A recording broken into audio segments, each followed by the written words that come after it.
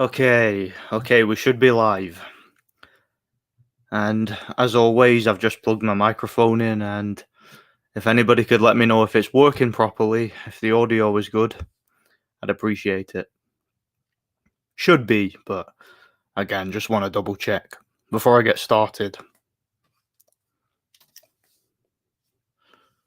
Yo, what's up, Gerson? Good to see you here, Gerson, man. God bless you. Every time. What's up, Freezing Boxing? Good to see you here too, man. Yo, Nordic, great to see you live. Been a little while. Yeah, it's been a while since I did a live, man.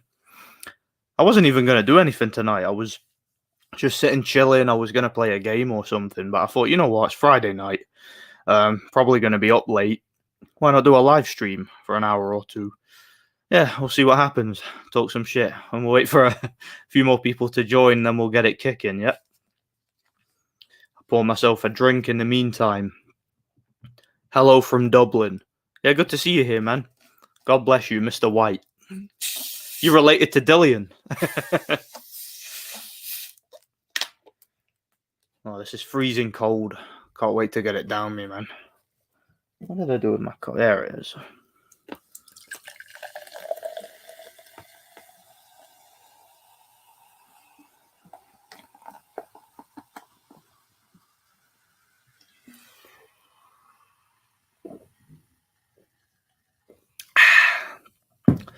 Oh, that's good.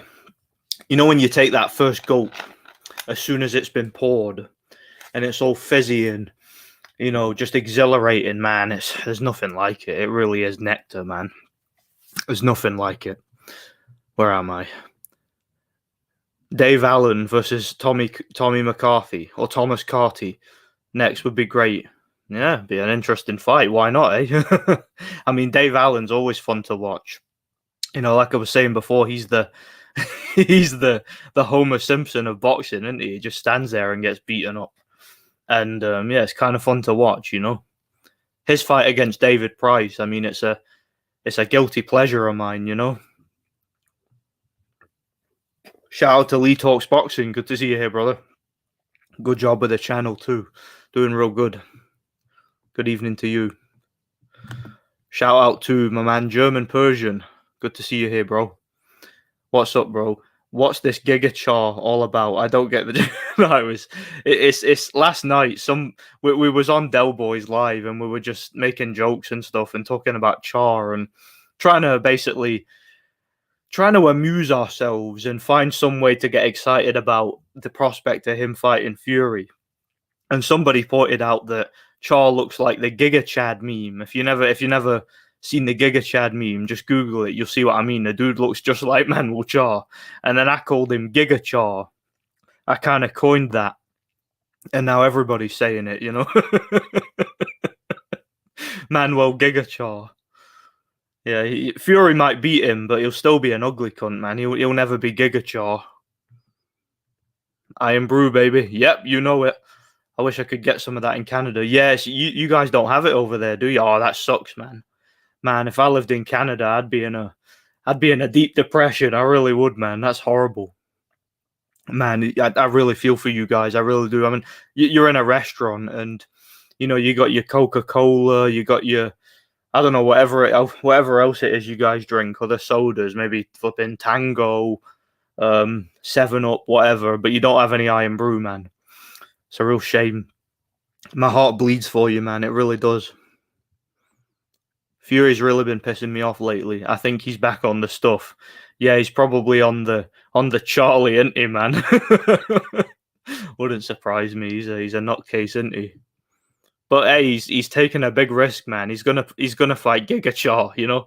I thought that Deontay Wilder was taking a big risk when he stepped up to fight Dustin Nichols, but you know, he's got nothing on Tyson Fury, man. I mean, Fury's always given us the fights we want to see.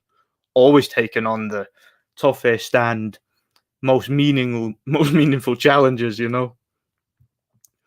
This Char fight being made is quite disgraceful. A Chisora trilogy would have been much more preferable, let alone the AJ fight. Hard time to be a Fury fan, yeah. Well, again, Fury fans, they'll be fans of the guy no matter what he does. You know, Fury could take a shit and like present it to us, and the Fury fans would say, that's the greatest turd I've ever seen. It's amazing. Look at the shape of it. Look at the size of it. It's so well polished. They would find some way to defend that. They would find some way to present it to us as something meaningful, something great. So it doesn't surprise me that they're trying to defend this fight, At least Manuel Charr actually exists, unlike Giga Chad, yeah. Manuel Charr is Giga Chad. He's Giga Charr. I love that, man. That's got to be the best thing I've ever come up with, isn't it? Giga Charr. I couldn't have thought of that like any other time. It was just the perfect moment, wasn't it? The stars aligned, and it was just the perfect moment and perfect opportunity. Shout out to Living Being. Good to see you here every time. Hello, Nordic. Hope everything's fine. Yeah, everything's good, man. Had a pretty easy day at work. Nice little early finish. And got myself some spaghetti bolognese, some big-ass meatballs. It was really nice. And I'm settling down to a freezing cold iron brew. Had a pretty good day. Pretty good evening too, It's not been bad. It's been all right.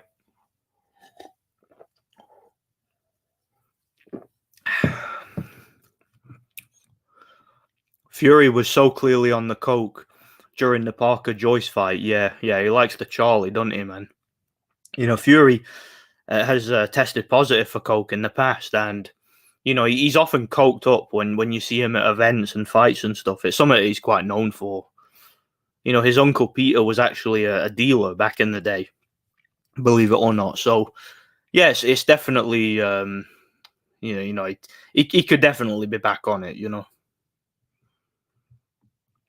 We are starting to see a lot of great heavyweight fights in this area. Yeah, of course we are. We're about to see Giga Chad get a third shot at a world title. He was successful on his second shot when he took on the Russian giant Ustinov. He's taken on another giant now, man. It's a shame we never got to see Charr versus Hay back in the day. I was kind of looking forward to that. Do you guys remember when that was set? They were actually set to fight, and David Hay pulled out of the fight, claiming that he had a hand injury. And then he was set to fight Fury afterwards, and then he pulled out of that. Do you guys remember that? Like, David Hay went through like a string of just pulling out of fights, left, right, and center. Like, he pulled out of the Charr fight, then he pulled out of the Fury fight back to back, and it was really annoying. I'd rather see Fury versus Schwartz too, not gonna lie, yeah. Do you know what? I'm not even kidding. Schwartz, as shit as Tom Schwartz is, he actually probably could beat Charr now. Obviously, a few years ago, maybe Charr would have beaten Tom Schwartz, maybe, but I don't think he'd beat him now, personally. I mean, if you look at it statistically, I don't like to get into like statistics and stuff like that, but in the past, I think 5 years, Charr has fought once, and that was a fight that only went 2 rounds, and it was against Christopher Lovejoy, who had a bit of a bogus boxing record. I mean, I could literally beat that guy. So yeah, I don't really understand how. I don't understand how Manuel Charr is ranked at the moment. I really don't. Like I was saying earlier, though, it doesn't matter, because Fury's fans, I'm not talking about just his regular fans, just his hardcore fans. Like, Fury could take a shit. Literally, he could just take a shit and present it to us, and they would say it's the greatest shit I've ever seen. It's the greatest turd I've ever looked at. It's shaped so beautifully, and it's so big. Look at the size of it. This is amazing. This is the greatest shit of all time. That's literally what they would do. Like, they'd find some way to. I don't know. They'd find some way to make it a big deal, wouldn't they? So it doesn't surprise me at all. Lee Talks Boxing, for sure. I'd rather see Wallen 2, Schwartz 2, Chisora 3, or even Cunningham 2. Any fights besides Charr. I'm a fan of Fury from what he does in the ring, but this shit is ridiculous. Yeah, it really is, man. I mean, look, I get he wants an easy tick-over fight before he fights Usyk. I get it, but there's probably 40, maybe even 50 guys that would be more deserving of a shot at the title right now and would be a bit more competitive than Charr. I mean, even even somebody like flipping Nathan Gorman who I think he's related to, but even someone like him, even flipping Johnny Fisher would probably put up a better fight now than Charr, you know. And I'm not even kidding about that. Flip it, stick Dave Allen in there. I'm not even kidding. Evening Nordic. Shout out to Smooth Critical. Good to see you here, man. God bless. Remember when Giga Charr got Giga sparked by Briades? I do, yeah. That half hook, half uppercut. That was brutal, man. And he was like lying face first after he took that. That was a pretty brutal knockout. And it goes to show you, man, how good Usyk's chin is, because Usyk took a few shots like that off of Briades. And he was able to ride them. So, yeah, I mean, Briades, that dude could punch, man. He really could. He really can, should I say. There's much better qualities of heavyweights now than the Klitschko era. I'm not so sure about that. I'm not so sure about that personally. But again, you know, an argument could be made. The Russians spiked Fury's coke with nandrolone, yeah. Good to see you here, Fight Film. God bless. Yeah. I wouldn't be surprised if there was people literally pushing that narrative that someone spiked his sample, you know. I mean, they said it about flipping, what's his name? The Australian. What's his flipping name? Lucas Brown. They said the same thing about him, basically, that the Russians gave him a steak. And you know, the Russians gave him a steak and they put stuff in it, like, well, whatever it was, clenbuterol or whatever. That was what he claimed afterwards, you know. It says a lot about current German boxing scene when Tom Schwarz is probably a top 5 fighter from Germany. Yeah, the Germans have come a long way, haven't they, since the Sven Ottke days, man. They're shit now, aren't they? It's because the country's just full of cucks, isn't it? I think all the real Germans died in World War II, you know. Now they got a bunch of Manuel Charrs, you know. Manuel Charr is a gatekeeper at best. I'd rather see Fury versus Wilder 4 than seeing this. I don't even think that Charr's a gatekeeper. I think maybe he was a gatekeeper at his prime, but he's I wouldn't say he's a gatekeeper now. I'd say he's a journeyman, or like a low-level journeyman now, you know. Fury's giga turd. Yeah, Fury just takes a massive crap and just like throws it in your face, and you're like, wow, that's the giga turd, you know. Why is Fury talking about fighting Manuel Charr? He's going to fight Charr, or did part of that comment get cut off? Charr also, yeah, I know it's not final. Charr or someone else. Joe Joyce is more worth. Yeah, oh yeah, definitely. Joe Joyce. That's an interesting fight. Listen, Joe Joyce is an extremely tough guy, very big man. He's not quite as big as Fury, but he's a big dude. You know, bigger than what Fury's used to fighting. Got a great gas tank. He's a guy who applies educated pressure. Got a good punch variety. Is of course coming off a spectacular knockout victory.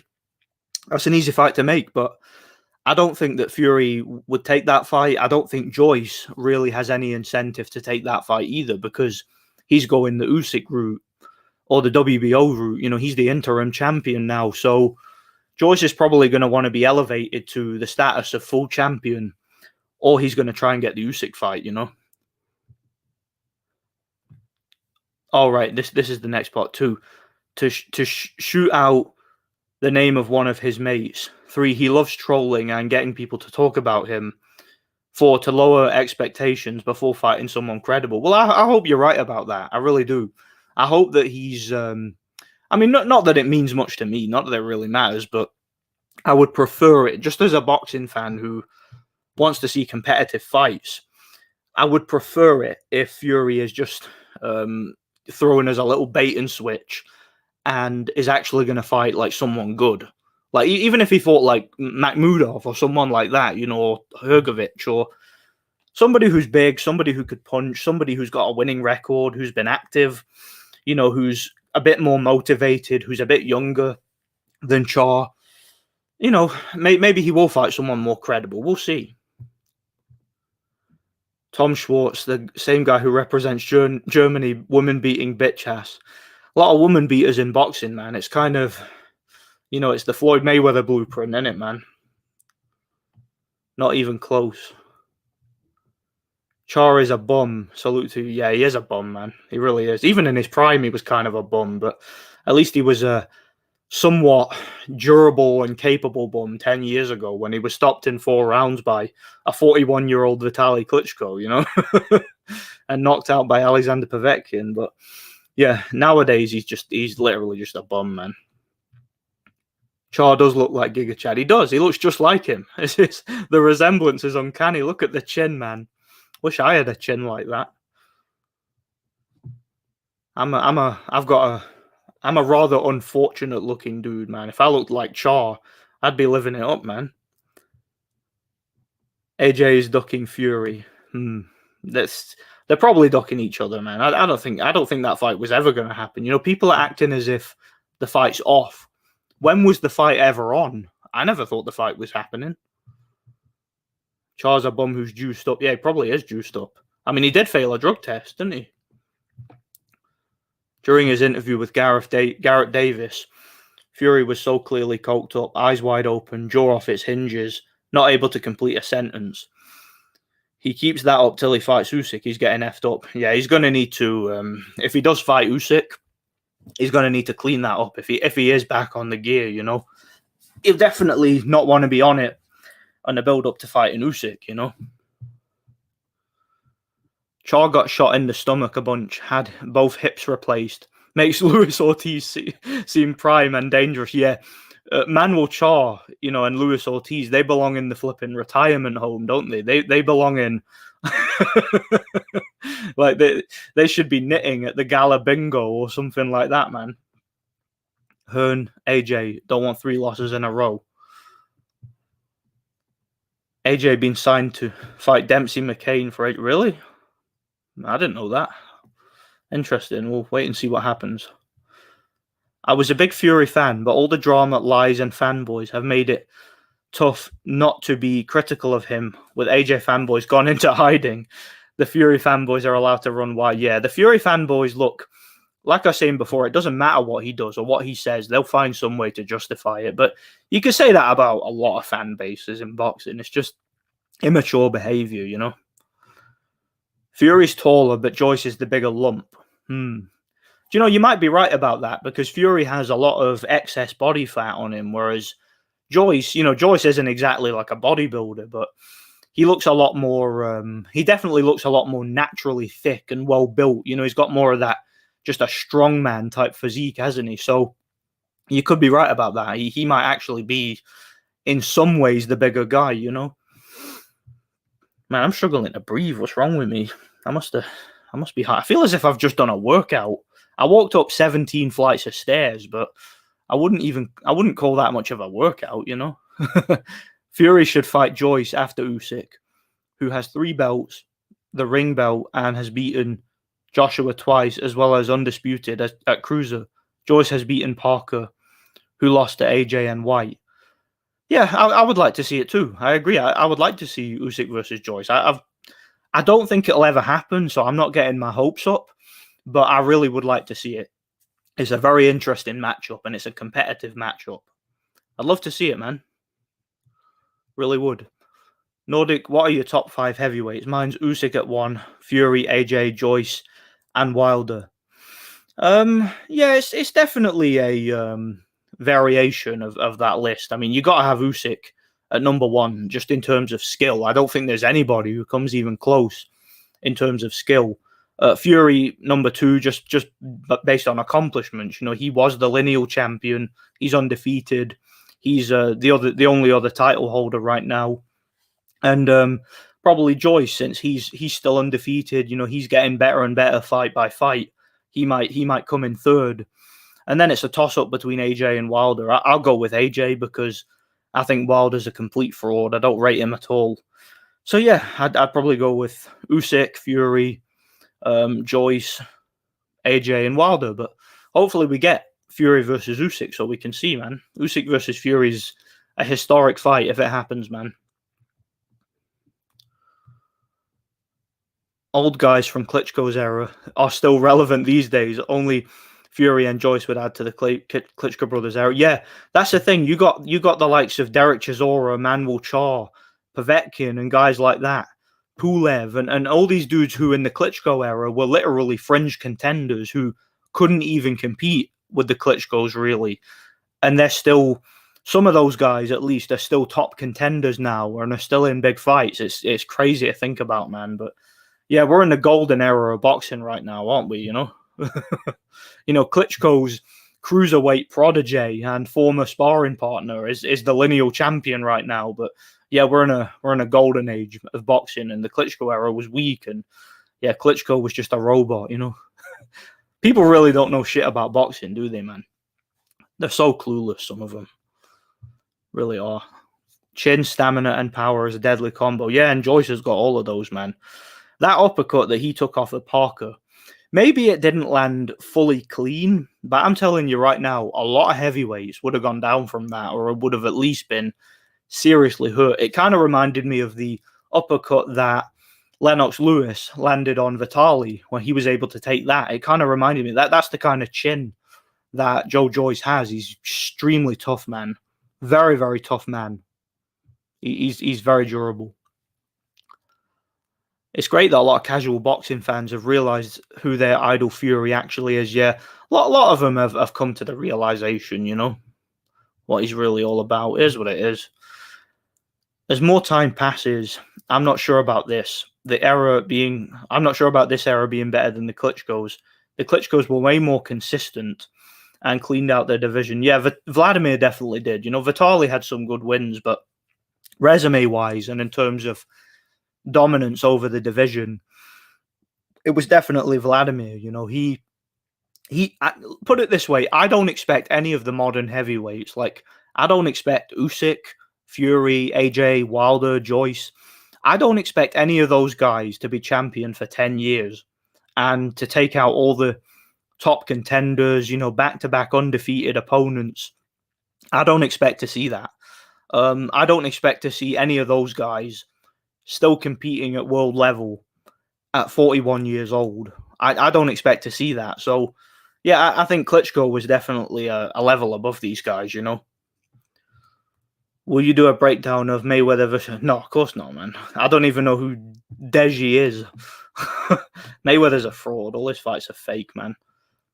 Fury should fight Piggy Man Ruiz as a tune-up just to rub it in for AJ. Ruiz wouldn't land up, but yeah, Fury would absolutely toy with Andy Ruiz. That's an easy fight stylistically. I actually thought Hughie Fury had a good chance of beating him. If Joyce fought Fury, he'd get outboxed early on, but would start landing more later in the fight. It would be a tough fight for Fury. But I think he'd win on points with a late scare. I kind of agree with that. I would favour Fury to win on points. I don't see Joyce outboxing him. But Joyce is going to be... He's going to be dangerous for the entire 12 rounds. And Fury's definitely going to be hit. And he's definitely going to be hurt. So that would really test Fury's chin. And it would test his stamina. You know, I'd really like to see it. Never happened, probably. But I'd like to see it. The crazy thing about Joyce is he keeps his pace the whole fight, even though he's got slow hand speed. Yeah, that's the thing. Like, Joyce is very, very patient. You know, he stalks you in the ring. You know, Fightful made the comparison to Antonio Margarito. You know, he's a guy who just is constantly coming forward. He's constantly like applying pressure, using his size, throwing punches. They might not be fast, they might not be explosive, but they're thudding. You know, he just has naturally heavy hands, and he's very, very strong and powerful. And he can keep that same pace for 12 rounds, and he's got the kind of chin and durability where he doesn't really have to worry about getting blown out and knocked out early. You know, he can literally take a couple of shots and land 4 or 5 of his own, and he kind of traps you in that blender. You know, he's a very, very mentally and physically exhausting guy to fight, you know. Do you want to see Taylor versus Catterall rematch? No, I don't want to see it. Personally, no. It'll probably happen, though. Vladimir Ivanov is a very good heavyweight prospect from Russia, Look him up on YouTube. I've never heard of him, I don't think, but yeah, I'll look him up definitely. Wood or Santa Cruz? I go with Wood by knockout. I think Santa Cruz is shot, and he was never really that good in his prime, but good fighter, but a little bit basic. And Lee Wood, I think, has improved greatly, and I think he knocked Santa Cruz out. Santa Cruz has been too inactive. He's been too inconsistent, and I think Wood probably destroys him personally. The Joyce hype train is at an all-time high right now. Do you think he's a legit threat to Fury and Usyk? Well, Joyce he's a threat to anybody just by virtue of the fact he's so big, so strong, so fit, and so persistent. And he's a guy who's getting better and better fight by fight. So, yeah, I definitely think that Joyce is he's definitely a very dangerous guy. You know, very dangerous fight for anybody. Be back in a minute, guys. Just going to the bathroom.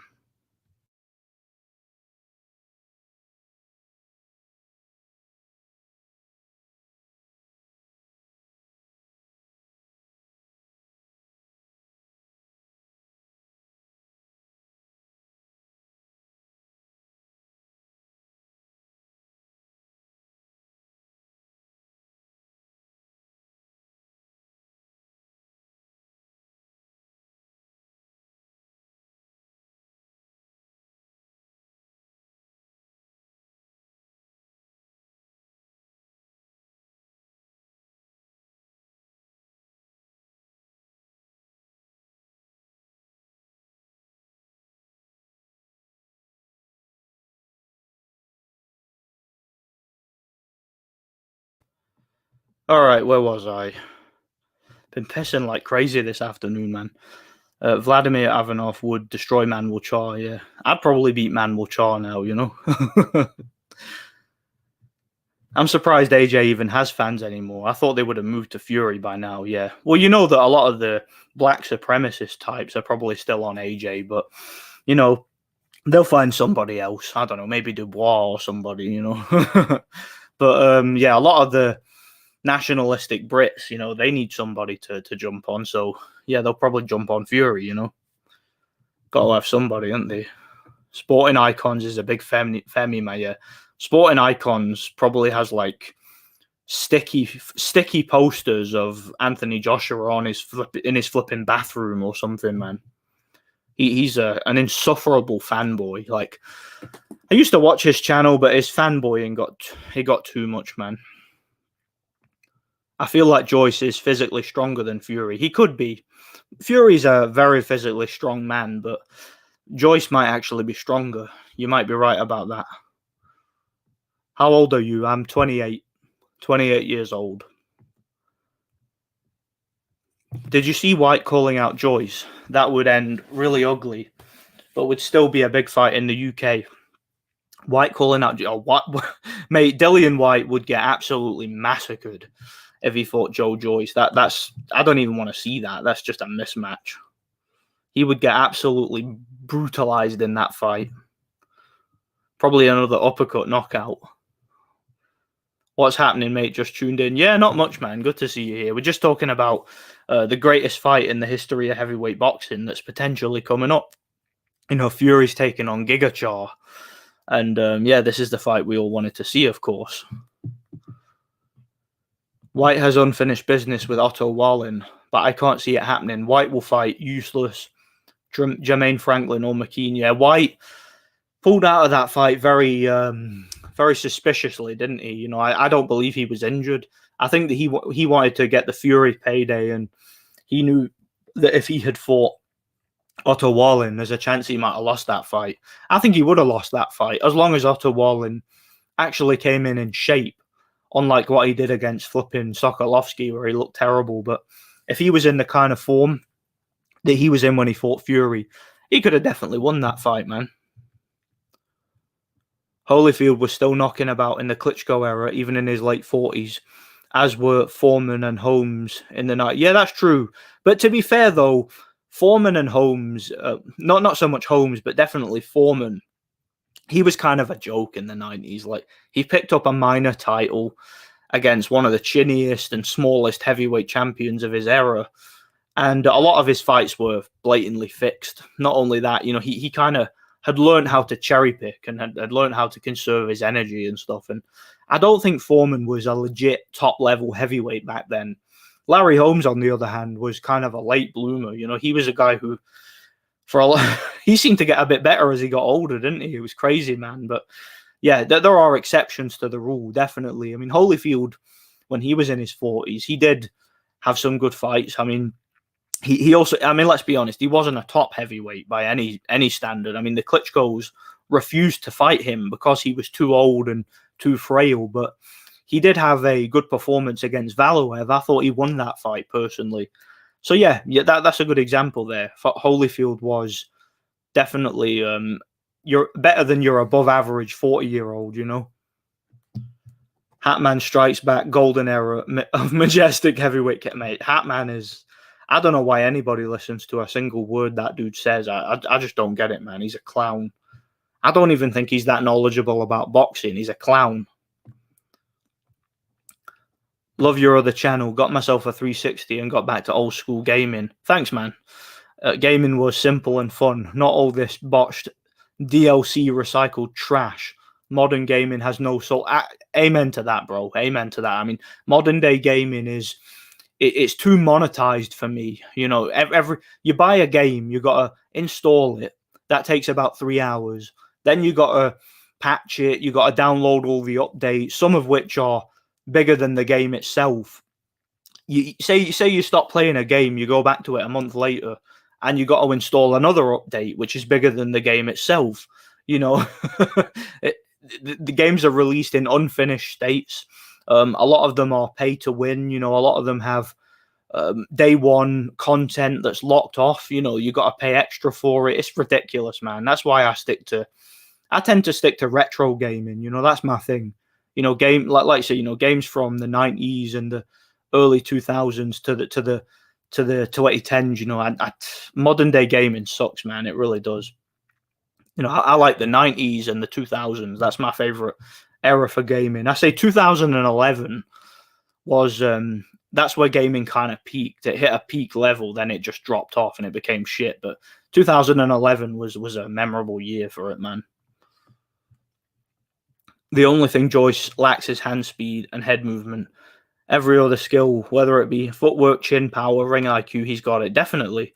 He does have some flaws. I mean, he gets hit a little bit too much for my liking. He's been able to get away with it so far, but if he fights like a legit puncher, someone who's like got one punch KO power, that could be a problem. But so far, he's gotten away with it, you know. Do you rate Jonathan Banks as a trainer? No, not at all. I think he lacks the urgency that Manny Stewart, of course, had. You know, Jonathan Banks as a fighter was a guy who was very passive aggressive. You know, he wouldn't really push the issue. He often let guys off the hook. He was kind of a fighter who had a sparring partner mentality. And I think he kind of took that into his training career. It's as if he's, even as a trainer, there's no urgency.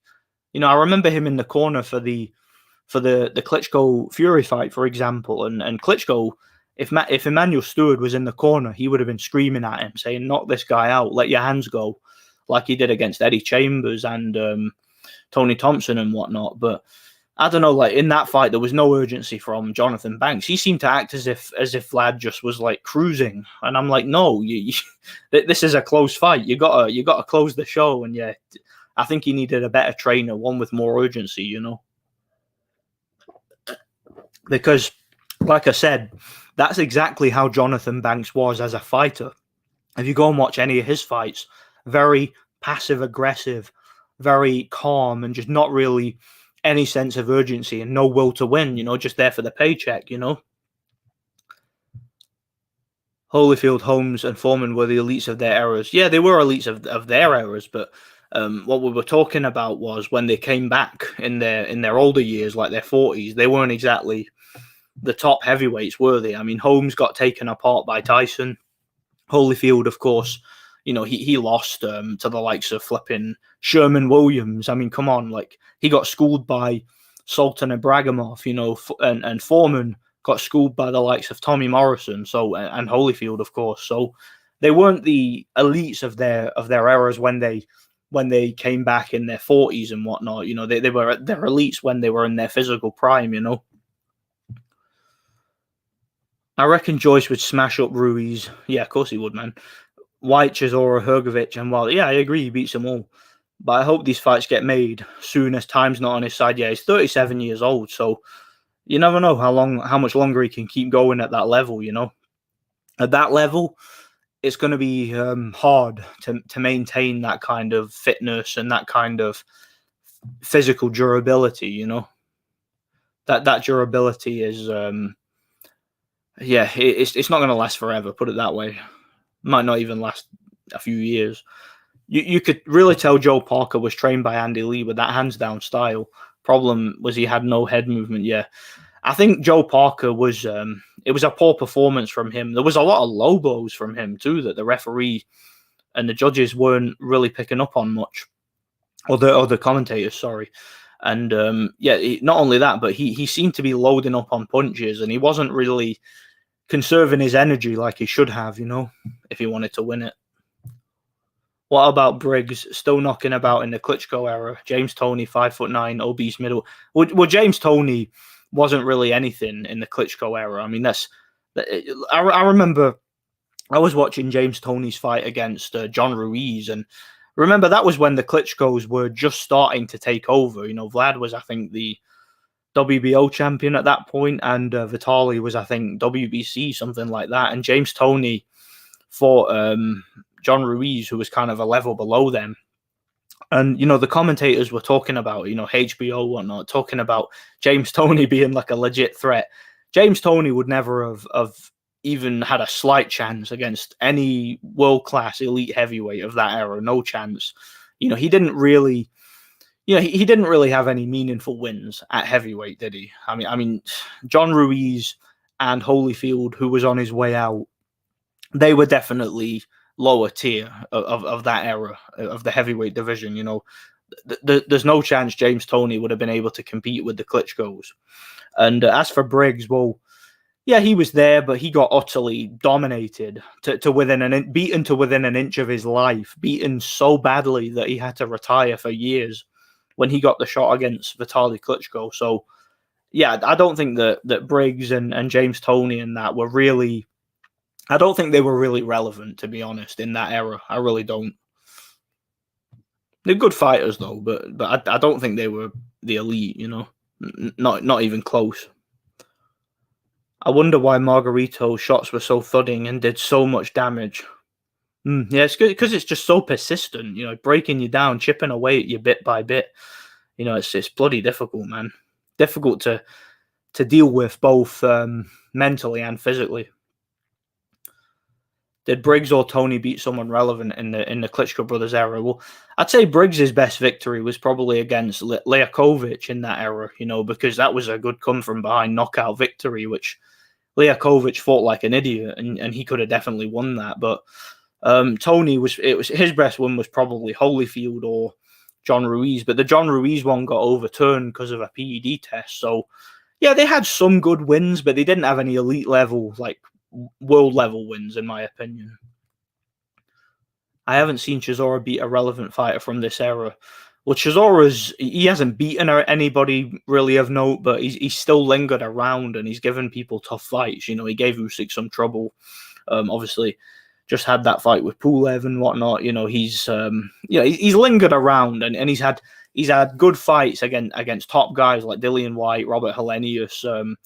Gave Fury trouble in the first fight, but you know, obviously went the distance with Klitschko. But yeah, I agree. He hasn't beaten anybody. You know, when you look at his record on paper, he doesn't have the wins to really say he's like a top heavyweight. I don't think anybody really is saying that he is. You know, the point is that he's still there and he's still competitive, you know.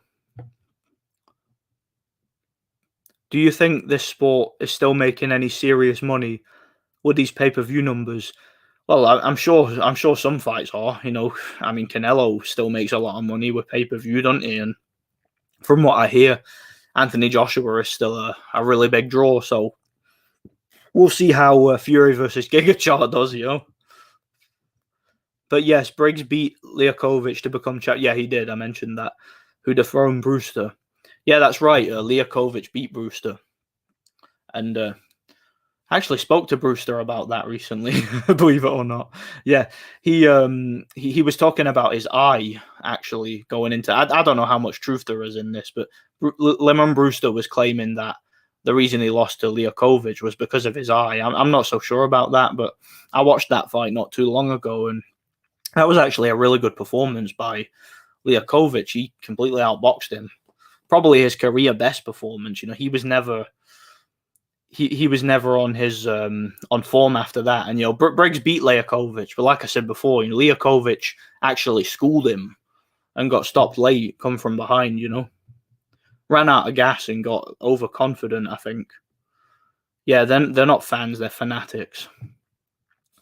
Your favorite prospect right now? Mine is Robeisy Ramirez. He's a good fighter, man. Yeah, he fought in Glasgow on the Taylor undercard. Robeisy, yeah, he's one of the best prospects right now, I'd say. Who's my favorite prospect? Oh man, I don't know. I'd have to think about that.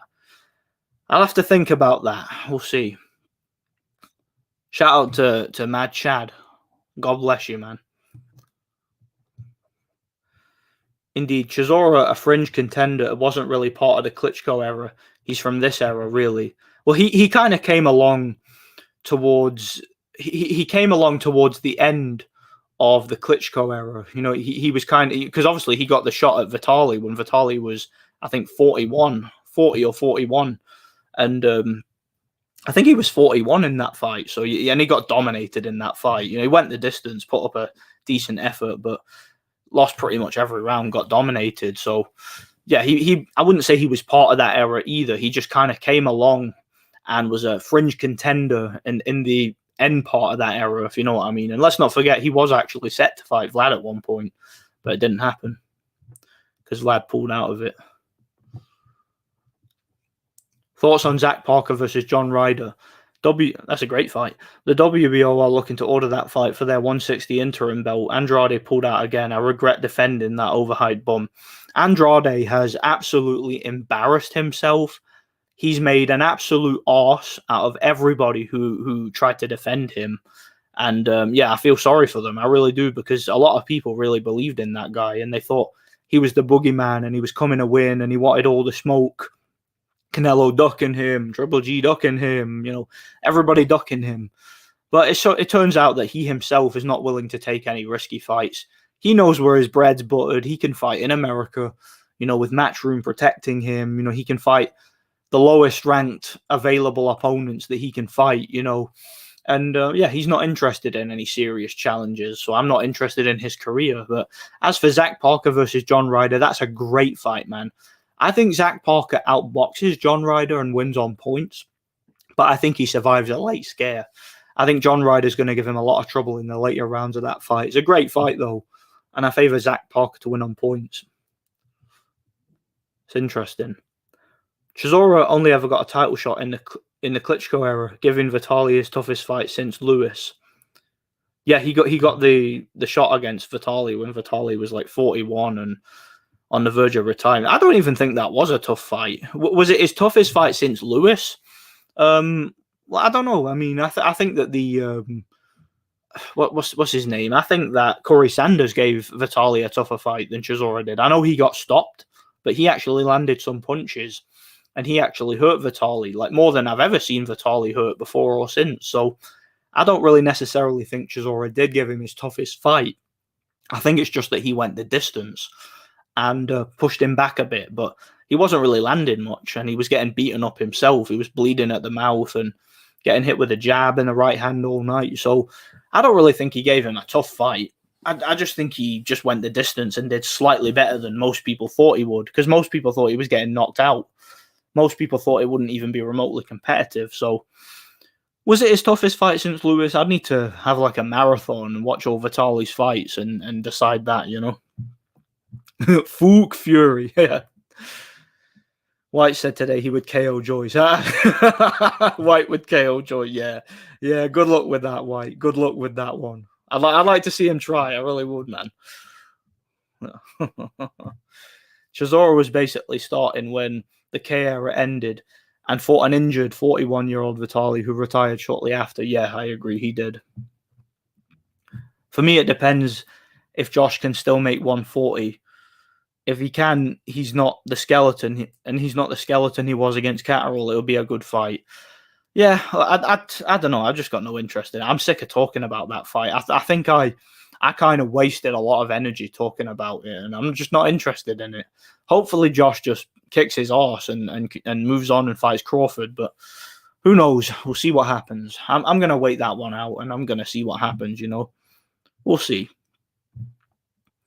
Hatman only referred to this as a golden era when AJ or Wilder looked like they would be the king of the era. As soon as they lost, the golden era talk stopped for some reason. Do you know what? You might be onto something there. You might be onto something. You know what I always find funny about Hatman? You remember he used to do that? He used to do that fake like gangster accent. You know, he used to give it, you know, you get me, fam. Like he used to talk like that, didn't he? Like in his old videos, but people called him out on how cringy it was, and then he started using his real accent, you know. He's a clown, man. I don't like that guy. I really don't. But yeah, you're right. You know, when it was AJ and Wilder, you know, when it was one of them guys, you know, a member of the demographic, it was the golden age of boxing. But you know, yeah, now that it's two white guys, it's a different story, isn't it, man? But you can tell that, you know, it was the happiest day of his life when AJ beat Klitschko. You know, he'll always have that. No one can take that away from him, you know. Yep, modern gaming is a huge disappointment. I agree 100%. Apparently, Nikolai Valoev got drafted into the Russian army. Is that true? Well, I tell you right now, the Ukrainians are screwed. Like, could you imagine you're in a battlefield and then that flipping big giant hard monster comes running at you? I mean, you'd crap yourself, wouldn't you, man? You really would. You'd be like, who is that? Valoev also owns a lot of guns, apparently. He's like a cruiser. He's like a Russian John Wick. It was a lot of guns. Living being, this era of heavyweights is much more than the Klitschko brother era. Facts. Chisora started in 2008, 7 years before the end of the Klitschko era. He fought Fury, Hellenius, Vitali, Hay, and Fury again by the end of the era. Yeah, he's fought pretty much everybody, you know. Fought a lot of good fighters. He just didn't have the wins against them, you know. Who wins, Darth Vader or Voldemort? Darth Vader. He would probably force choke Voldemort from long range, and if Voldemort got close to him, he'd just slice his head off with a lightsaber before Voldemort would have the chance to pull out his wand and say Avada Kedavra. Although, to be fair, thinking about that, if he did manage to murder Voldemort, just slice his head off or whatever, it wouldn't actually kill him. It would only destroy his body, because Voldemort has concealed parts of himself in 7 different like items that he calls it Horcruxes. You know, so if you destroy his body, he'll still be alive. So technically, even if Vader was able to murder him, he'd still be alive, and he might be able to come back and get revenge. So you never know, man. It's interesting. That's an interesting fight, though. I wouldn't mind seeing it. More chance of seeing that than Fury versus AJ next, probably. I don't know, man. I'll go with Vader, though. I think in the end, Vader would find a way to win, you know. Living being. This era of heavyweights. That's the same comment, isn't it? 2007, actually. Chisora had been a pro for almost 9 years when Fury beat Vlad. Yeah, he'd been a pro longer than I thought then. Wilder beat Joyce versus Joyce would be an absolute amazing fight. Complete slay. Yeah, could you imagine that? Could you imagine Wilder lands that right hand on Joyce's chin and Joyce just goes like doesn't even notice, like he's too flipping docile to realize he's just been hit in the head. I mean, Wilder could like smash a brick over Joyce's head and he wouldn't even notice. It'd be just sort of like, Froggy, where's my Froggy? Some of you might get that reference, yeah. You know, Joyce would be like, I want to tend the rabbits. Yeah. Then he'd be like, Hulk smash, you know. Yeah. He'd be like, I'm the juggernaut, bitch. That's what he'd be like. Shout out to Hawker Mustang. Good to see you here, bro. God bless. Wilder versus Hellenius, $75. What, for the pay-per-view? Money well spent, eh? I'm just kidding, man. Why did Joe Parker come in so heavy, and why was his stamina so bad? Was it stupid to think was he that stupid to think he could get Joyce out early? Yeah, that's what I was thinking. Why was he loading up on punches in the first round against flipping Joe Joyce? I thought that Parker's best chance would have been to come in light and try and score points with fast, eye-catching punches. That's what I thought. I thought he'd been able to do it if he did that, Obviously, I was wrong. He couldn't do it. Parker got given no breaks by Joe Joyce. Parker has always needed breaks in his fights, and Joyce, with his stamina, weight, ability to cut off the ring and jab, destroyed him. Yeah, it was more one-sided than I could have imagined, man. I didn't think that he was going to win that easily, But yeah, stamina and also your ability to maintain your stamina is very important, man. James Toney is a legend, and he did okay at heavyweight, but he was not elite at heavyweight. Yeah, of course not. I mean, I've got... The thing about James Toney, he was an interesting one, because everyone says he's a legend, and he definitely is. But at the end of the day, there were certain fights where he got absolutely embarrassed. I mean, he got completely dominated by Dave Tiberi. Go and watch that fight. That was a complete and utter robbery.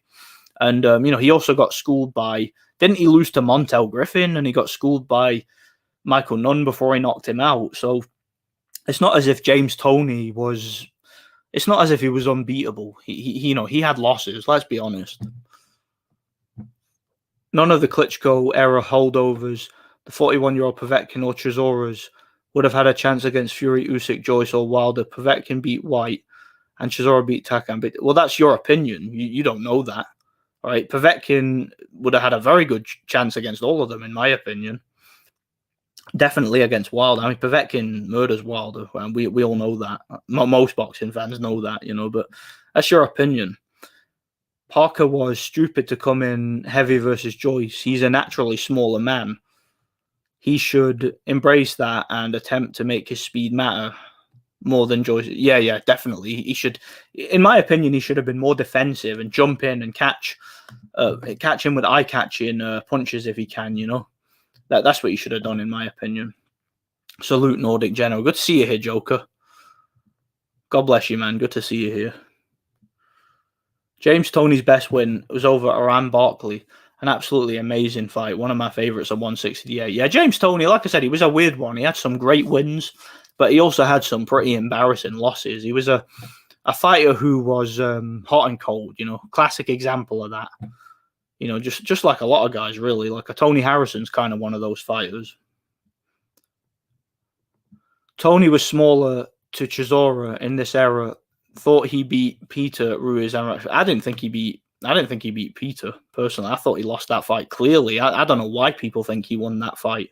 I completely disagree. Thought he lost clearly. Brewster claimed that Hellenius loaded his gloves. Yeah, he did. Like I said, I spoke to Brewster about that on a panel, and yeah, he was. He seemed like a cool guy, by the way, Brewster. I got nothing against him, but yeah, he did claim that Hellenius loaded his gloves. He claimed that what happened is that he had some sort of examination after the fight, and apparently his eye was split, and he claimed that his doctor said that it was an injury he hadn't seen from boxing before. But again, that's what he said. I'm not calling the guy a liar. I'm just pointing out that's what he said. He said that from an examination he had afterwards, he was blind in his eye, and it was something that his doctor hadn't seen before from boxing. But again, there's no evidence that Robert Hellenius loaded his gloves. I'm not saying that he didn't. I'm not saying that he did. No evidence. Barkley was a serious threat for anyone. I think Tony was very good versus Girov, McCallum, and Holyfield. So, where was I? Subriel Matias and Cody Crowley are my two favorite prospects at the moment. Jared Anderson is showing lots of promise if he doesn't turn into another Broner. Yeah, Jared Anderson, I don't like some things I've been hearing, man. Like the attitude, he's got that flipping ghetto thug attitude, hasn't he, man? But let's hope he cleans that up, Smooth Critical. I'd pick Povetkin to beat Wilder versus Joyce. It's 50-50. I would not pick him to beat Fury, but he would give him a great fight. I think a prime Povetkin beats Joyce, personally. But I don't think he stops him. I think he beat him on points. And I think he knocks out Wilder. Probably late knockout. Andrade should just... Yeah, Andrade's a joke, man. I'm not interested. He can do whatever he wants. He can fight whoever he wants. I'm not going to watch it. Shout out to Rolf Stonefist. God bless you, man. I honestly think Charr is still a pound-for-pound level fighter. Yeah. Well, I mean, he's Giga Charr, isn't he? Who else is Giga Charr? There's only one Giga Charr, man. Pound-for-pound number one. Andrade is an embarrassment to boxing. He is. Wants to spend his career fighting European-level guys like Williams and Quigley for easy paydays. With tough fights, Janabek and Parker, he just pulls out. Yeah, I mean, he was so quick to take fights against Quigley and Williams, but as soon as Janabek became mandatory, nope, he's nobody. Who's he? Nobody knows him. This is complete joke. And then he ducked Zach Parker, just so blatantly ducked him, man. It was ridiculous. So pathetic it was. Zach Parker's probably my favorite prospect, ATM. Him versus Ryder's 50-50. Ryder on his day is a very hard man to beat. You know what? He might be my favorite prospect too. I think Zach Parker is very underrated. I really do.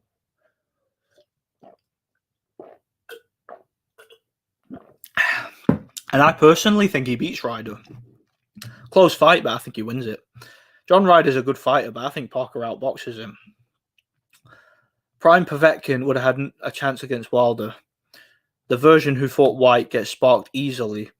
Povetkin went life and death with Chambers. No, he didn't. He easily won that fight. No, he didn't. Watch that fight again. That fight wasn't even competitive.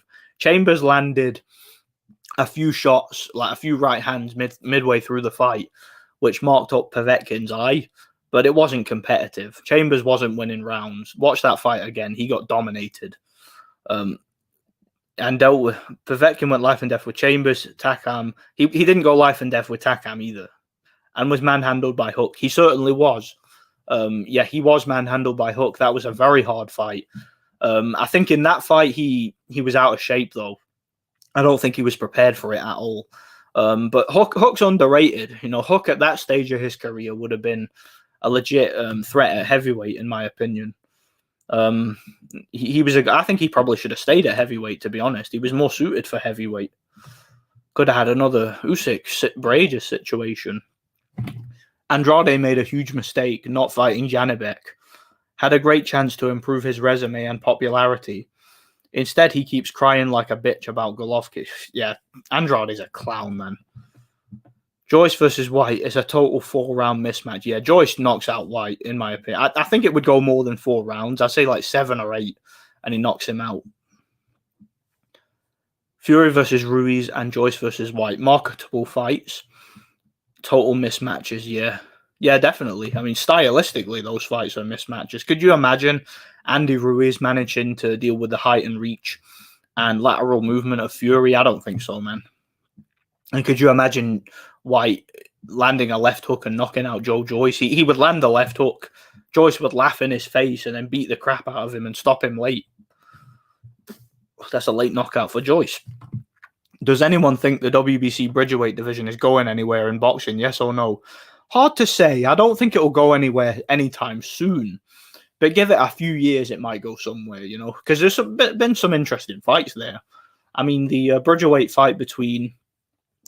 what was this, a Bridgerweight fight? When Kudryashov fought Evgeny Romanov. That was a great fight. I really enjoyed it. Great fight, man. It really was. Nope. Valuev could probably take bullets on his chin. Valuev's chin was flipping scary, man. It was like that guy. He wasn't that great a fighter. He was big, slow, cumbersome, but he was incredibly tough, and he had a pretty good gas tank too for a big man. He wasn't an easy guy to fight at all on a good night. He had some nights where he just didn't even try. When he fought Holyfield, that was a pathetic performance. He didn't even try to win that fight, and he lost that fight clearly. and he barely even tried against Chagayev. When he fought David Haye, he threw a lot of punches and he followed him around the ring, but technically he was very poor that night, and you got the sense he was mostly in it for the money. You know, he was just on the verge of retirement. But on a good night, Valiev was actually quite effective at walking guys down and just being a big man and being persistent. And I guess in some ways he was kind of like Joyce. He was actually quite quick with his hands at one point of his career. You know, for such a big man, obviously he's not quick, but for a guy who's like 7'2" and probably about flipping 400 odd pounds, you know, he was quick, you know. Batman logic. Lennox Lewis, heavyweight champion, equals golden era. Yeah, Batman logic. Klitschko is heavyweight champion equals boring era. Everyone sucks. AJ Wilder, champion, golden era. Fury Usyk, champion, boring era. Yep, that's Hatman. That's Hatman down to a T. Flipping spot the white man, isn't it? That's what he's all about. If we're going on opponents for not beaten, then Chisora has the best record of the last 20 years. He fought everybody. Yeah, that's the thing, though. In order to really get the credit, you got to beat them, man. And Chisora just couldn't beat anybody at world level. He had the fights, but he didn't have the wins. You know. Before Wilder 2, Hatman said if Fury beat Wilder, White, and AJ, he's an ATG. But he's moved the goalpost since then, saying Fury needs another 10 title fights. Well, Hatman is a clown, you know that. He's got no consistent standard whatsoever, but I've always kept it real on Fury. I think Fury, in order for me to consider Fury an all-time great, I need to see a run of dominance over the division. I need to see him do something akin to what Klitschko did. You know, I need to see several years of consistent title defenses against top world ranked contenders. Okay, he's got an okay resume. Okay, Wilder, Dillian White, and Klitschko are obviously all good wins. But in order for me to actually consider him an all time great, I need to see some. I need to see some proof of that. You know, and I've always been consistent there. You know, I'm not going to move the goalpost. If Fury goes on to dominate the heavyweight division for 10 years, you know, I'm not going to turn around and say, yeah, but he needs to do it for 20 years, you know. You're not going to see that from me, you know. But I get what you're saying. Hatman is a clown and he's got no consistent standard, you know. He also got his brain turned into mush. Respect for entertaining some people, but retire for your safety. Yeah, definitely. Definitely got to know when enough is enough, you know. Yeah, I'm talking about Prime Povetkin. Him having some hard fights doesn't mean he wouldn't beat other good fighters. We've seen that happen many times before. Exactly. By that logic, I could say, well, Fury had a hard fight against flipping Nevan Pajcek, so he could never beat Klitschko. I mean, we know how that turned out, don't we? You know.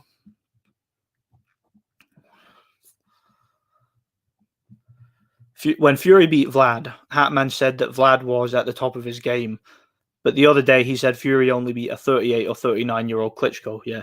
Well, Klitschko definitely wasn't at the top of his game, and I said so at the time. And obviously, I can't prove this, but when I was around on Facebook, I remember when Vlad fought.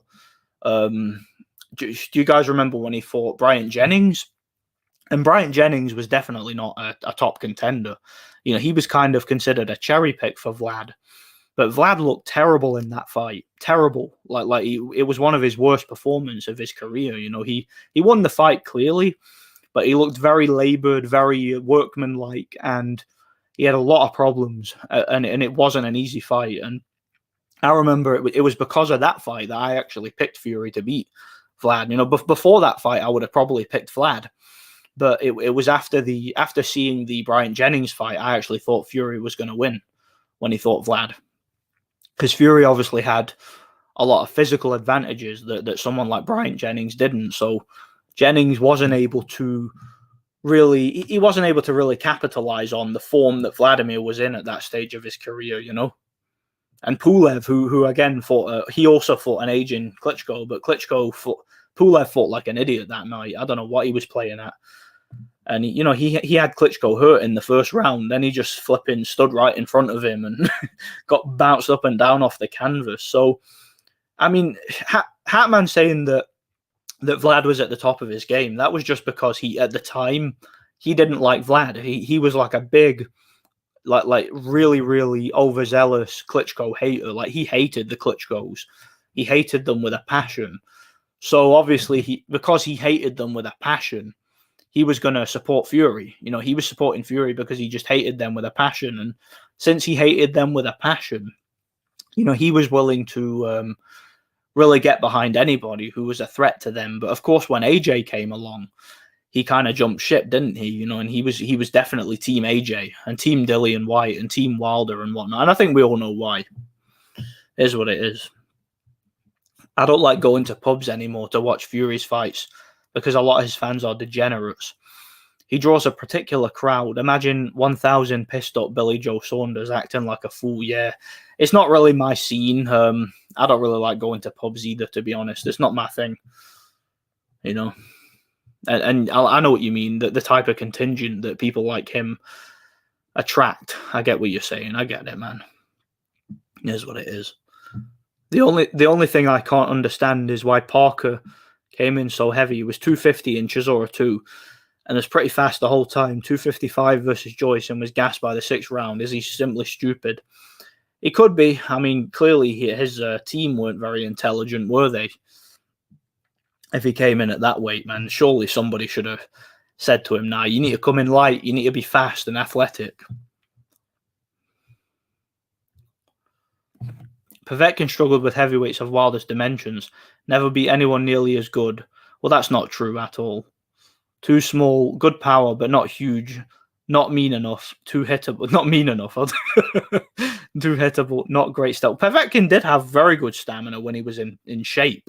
The fights where he didn't show very good stamina were the Hook fight that we talked about earlier, and the Chagayev fight, because in those fights it was well known he'd been off and he was badly out of shape. But when Povetkin was in shape, I mean in the Eddie Chambers fight, he showed excellent stamina in that fight. He threw non-stop punches for 12 rounds, and that fight wasn't close. I don't know what you're talking about there. It really wasn't close. And that was only his 13th or 14th fight, something like that. And Chambers was like a 30-fight veteran or something. A lot of people thought he could win that fight. So, you know, that was a good result for the time. And, you know, when Povetkin fought taller guys, I know from what I remember, just from watching his fights, he actually did better against taller guys. When he fought Marius Vac, you know, he completely took him apart. You know, when he fought Varshik, who was quite tall, he took him apart with ease. You know, Povetkin was a guy who was good at, obviously, David Price, you know, he was good at making you reach, getting inside and taking you out. He was a very accurate, sharp shooting power puncher. And Deontay Wilder gets hit easily, you know, has no inside game, has nothing but a straight right hand, and is just shit. I mean, he has to pay his opponents to lay down for him. So, yeah, which I don't think Povetkin was willing to do, which is why he failed a drug test in quotations. You know, I think we're all smart enough to know what happened there. You know, Joyce knocked lumps out of him in the 3rd round, probably gassed.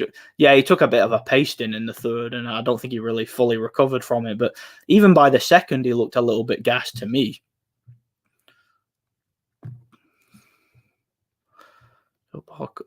Nordic, yeah, I get what you're saying about the Italian dude that arguably beat him and Griffin, but he was still a great fighter. Not saying he was unbeatable. Yeah, he was a great fighter. I'm not arguing that at all. I'm just pointing out that it's a bit strange because, I don't know, he's a weird one because James Toney was so inconsistent. He would have great performances, like he'd go in there and completely take guys apart, like Holyfield and John Ruiz and whatnot, but you know, even when he fought guys who were his size or smaller, who he saw as easy fights, sometimes he got his ass kicked. You know, like the Tiberi fight and whatnot. It was interesting. It may be hilarious. Borrowed Frotch's gloves for a day. Yeah, man. Yeah, my gloves are heavy. Yeah, I know. No, man. I mean, I don't know why you'd have to load your gloves to be a shot Layman Brewster, man. I just don't know, man. I really don't. I think James Toney was on the gas, but I think probably most of these top boxers are too. Even guys like Hopkins, Mayweather, and Ward, who never officially got busted. I agree 100%. I really do. I agree, man. But it is what it is. Povetkin is much more technically sound than Wilder. Yeah, of course he is, man. plus has legit power, and don't get what you mean by saying not mean enough. I know that's just Terence Crawford talking. He's mean. He's too mean. Dude was a warrior and beat bigger men too. Yeah, Povetkin beat many bigger men. Like I don't even know where to begin. He for most of his career he fought bigger men, didn't he?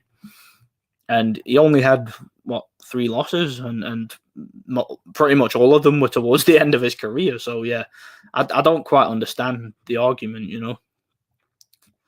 Do you think Robert can win the fight versus Wilder? He can, but he won't. Yeah, Alex Black literally just said what I said there, and like took the words right out my mouth. He can, but he won't. He'll stand right there, and he'll get spectacularly knocked out in dramatic fashion by the straight right hand. We know this, man. It's most likely what's going to happen. Apparently, Vojdik is attempting a comeback. Think he can still compete? Well, yeah, he can compete, but problem is there's going to be a bit of ring rust. He obviously is going to be mentally, psychologically in a bad way after what happened to him in his last fight. So the fact that he was even considering retirement after one loss shows that his heart's probably not in it. He's probably not mentally tough enough for the game, If Tyson Fury fights Charr, all credibility gone. Yeah. Did he ever have any credibility? I don't know, man. My favorite prospect is Hughie Fury. Yeah, Hughie Fury, shades of Ali. He still hasn't got his man strength yet, though, but it's coming. The man strength is coming. You just have to wait. It'll be there soon enough. Yeah, he's the boogeyman, isn't he, Hawker, man? Boo-boo Andrade. Prime roided Povetkin was a beast. He would have smashed Wilder in Russia. If that would have happened, I'd pick Prime Povetkin to beat AJ, Joyce, and maybe Usyk. Povetkin versus Usyk. I think Usyk stylistically is a hard fight for him.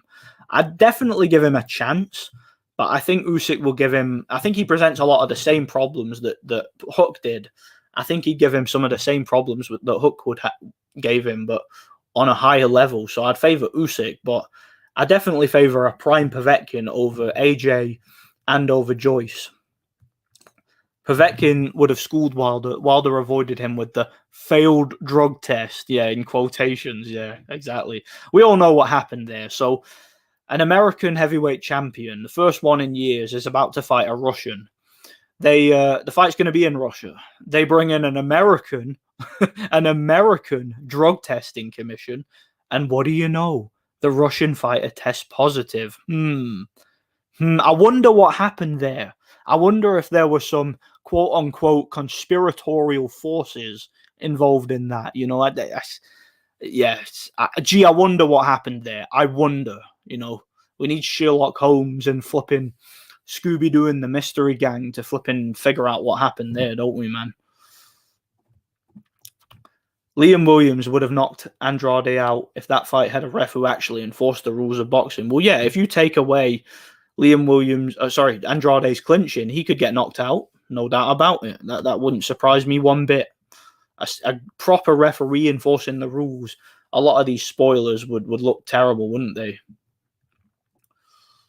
Povetkin would have a serious chance versus Usyk. Yeah, he would. I would favour Usyk, but Povetkin would have a chance of winning it. Povetkin too small and one-dimensional. Couldn't move like an Usyk or even a yeah. He let Vlad and much smaller Hook bully him.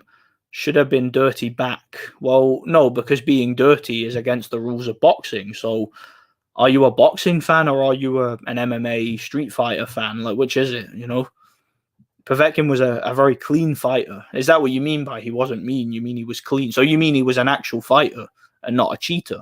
Like Fury and like some of those other guys, If that's what you mean by not being mean, then give him a fair referee and he beats those guys, yeah? Okay, case closed.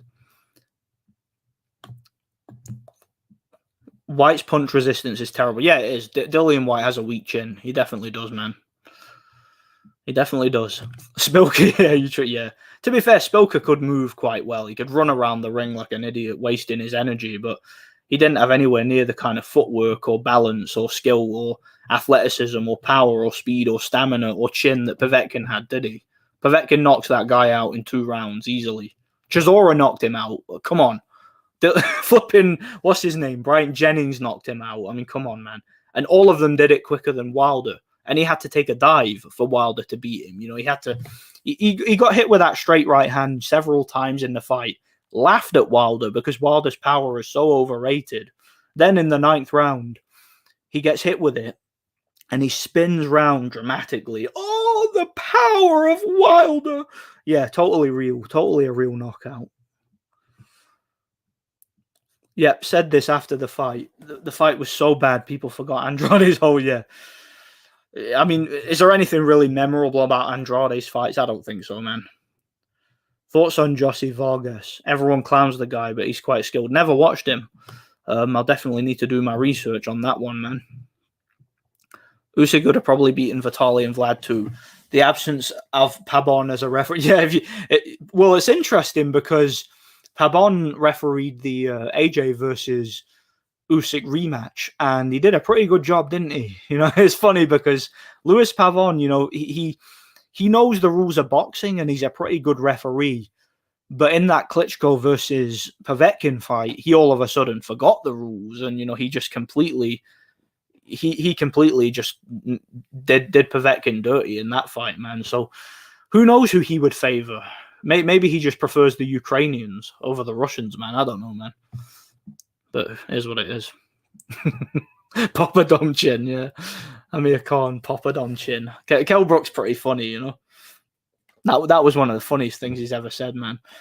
I'm reading rumors Ukraine is currently drafting a peace treaty after it was revealed Valoev is now in the Russian army. Yeah, Valoev just shows up on the battlefield and the Ukrainians just flipping surrender and they declare him their new emperor. Yeah, they had the Soviet Union is reformed. It's now the United Empire of Nikolai Valoev. He's like the ruler of Russia, Unpopular opinion. Klitschko era was fine. It's not that there's much drama. It's that there's not much drama when there's one or two champions for many eras. The heavyweights of that era were nowhere near as bad as most fans think. There were a lot of great heavyweights of that era. It's just that the Klitschkos took control of that era, cleared it out, and dominated it. So, yeah, it definitely was a good era, in my opinion. I've never understood the criticism of it, They don't even watch fights of that. Yeah, they don't, exactly. Well, I watch fights of that era, and I agree with you, absolutely. Show me the fight where Povetkin doesn't use his Mike Tyson style and moves around laterally. Well, why would Povetkin need to move around laterally? That's not his style. Povetkin has the kind of footwork, the kind of balance, and the kind of technique, and the kind of punching technique, and the kind of timing where, he kind of makes his lack of height a advantage in fights. Look at any fight he had against a tall guy that wasn't leaning on his back, and he always got the better of him, Even against AJ, he was, 39, 40 years old. He was completely schooling AJ. He completely schooled Huey Fury. Povetkin, even in his later years, was able to school men twice his size. So I think that you're way off on him. I really do, man. But I respect your opinion. Here's what it is. God bless. Definitely fun fighters in that era. And there were many, bro. Yeah, there were great fights in that era. If the Klitschkos were from America, they would be considered the greatest all-time pound for pound. Yeah, the greatest of all time pound for pound, no doubt. I mean, if they were black and called the Johnson brothers, they would have been hyped to stardom. They would have been hyped so much that they would have been, I mean, put it this way, they would have been hyped more than Mike Tyson was. Put it that way. Povetkin is nothing like Tyson. Povetkin's better than Tyson, but when I say don't get your panties in a twist, guys. When I say he's better than Tyson, I'm talking about technical skills. He had a similar style. He would crouch. He had the same way of sort of bobbing and weaving, but he didn't do it excessively like Tyson did. He didn't crouch as much as Tyson did, and he didn't waste as much energy. And he wasn't as eager to get the knockout early. Povetkin was a guy who took his time and was more patient and had that European boxing fundamental style. But he definitely learned a lot from Teddy Atlas. He definitely learned a lot of the Mike Tyson-esque approaches to fights, and that's why there were some similarities. But like I said, he was a lot more patient, much better technically fighter, much more heart too, much bigger heart than Tyson. And Povetkin was just a better fighter than Tyson, in my opinion. Better in almost every way. I'd make Usyk a minor favorite versus Vitali, but not very confidently. Prime Vlad beats him in a close fight. Yeah, that's the thing. Usyk versus Vlad would be very interesting because I could see Vlad outboxing I could see Usyk outboxing Vlad. I could see him hitting his southpaw style and his movement, causing him trouble, like that lateral movement, jab into the chest, to the body, and making him overextend and reach. But I think if Vlad was able to land his jab, and Vlad was very good at setting up his lead hand against southpaws. You know, he fought a lot of southpaws in his career, and he usually did good against them. Like, look at his fight against Tony Thompson, the rematch, and look at his fight against Ruslan Chagayev and Ibragimov and guys like that. You know, those were all southpaws, and Vladimir had a way of just breaking them down. You know, he was able to establish lead hand control from the sort of mirrored southpaw position, and he was able to sneak that right hand in. And I mean, look at his fight, for example, against Chris Bird. And, you know, that's a smaller guy, slickster, very awkward, difficult to hit, difficult to see his punches coming. And there was actually, interestingly, there wasn't much holding in that fight. That was before he was officially with Emmanuel Stewart. He still had Fritz Sudnek in his corner. And Vladimir, back in the day, back before he became the, you know, jab, jab, grab, you know, back then he was actually a lot more technically gifted than people think. And I think him at his prime versus Usyk is a good fight, 50-50. I make Vlad a slight favorite, maybe, but it's a great fight, man. Great fight. Not sure about Vitali. I think Usyk could outbox Vitali, but again, it's an awkward fight. But I think Vlad could beat Usyk. Povetkin's KO with Price is one of the most brutal KOs. Yeah, that was brutal. When Price was out on his feet and he just laid him out with that left hook, that was brutal, man. After the Povetkin fight, I had to go for a brain scan. Don't worry about me chin. Fury. I beat Fury in the amateurs. I knocked out Anthony Joshua in sparring. Yeah, shout out to Pricey. I miss Pricey, man. God bless him. Wonder what he's up to nowadays. I wonder. Fury doesn't need a string of Mormex, Leopies, come on, man. Again, look, this dude right here, Smooth Critical, Irish NK, whatever your name is. I'm just playing, man. This is the type of dude I was talking about earlier, right? Fury, he could sit on the bog, right? Could take a massive shit and just hand it to you. And this guy here would make it. He would give you the factoids about the shit and talk about it being, you know, the giga shit. Like somebody said earlier, you know, this guy would make it something great. He really would. But no offense, it is what it is. I get it. Hatman said that Vladimir was ducking Kubrat Pulev back in the... Yeah, he did say that. I remember that. I remember him saying that. Then Vladimir made the fight and Hatman picked Pulev to knock out Vladimir. Yeah, I remember Hatman saying that Vladimir was scared of Pulev and Pulev could knock him out. Then Vladimir had a highlight reel KO over Pulev in round 5. I also remember Hatman saying that Klitschko was going to knock out Fury, right? I remember he picked Klitschko to win that fight. Then after the fight, he claimed that he picked Fury. So he lied about his prediction. He claimed that he picked Fury to win, which he didn't. No, I remember that.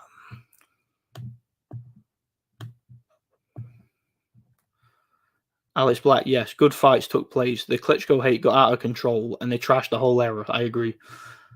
The hate man said he never did really rate Kubrat Pulev anyway. Well, that's a lie because he did rate him. When he said he didn't, he's full of it, man. I don't know why he can't just be honest, but he has an agenda, doesn't he? Yeah, we know the reason. I bet Hatman loved it when Gage said his superior race comments and don't shop in their shops, innit? Yeah, you get me, fam, innit? With his fake flipping gangster accent. That was one of the most embarrassing things he ever did. Was the stupid fake gangster accent he had, man. It was funny though, I must admit. The concept of weak errors has never made much sense to me. If anything, all sports show gradual progression, especially when they become more global, as if Joe Louis could hang with even a Chisora. Yeah, exactly. Look, heavyweights from that era would get creamed by heavyweights of today's era. There's no doubt about it. You see, Smooth Critical, when you're not like blowing Fury, you're actually a pretty knowledgeable boxing fan, you know? You definitely know your stuff. I definitely agree. Luis Ortiz versus Kubrat Pulev. Next battle of the old men. Yeah, they can fight at the flipping retirement home. Winner gets to play bingo, you know. Oh man, winner gets a packet of Werther's Originals and some prune juice, you know. Winner gets to take their pills, innit? And gets to watch flipping an old western and fall asleep, you know. Most traveller boxer often attract a rough element of fans. It's not racist to say that. It's a fact. They act like animals at boxing. Yeah, they do. They act like flipping degenerate thugs, a lot of them, man.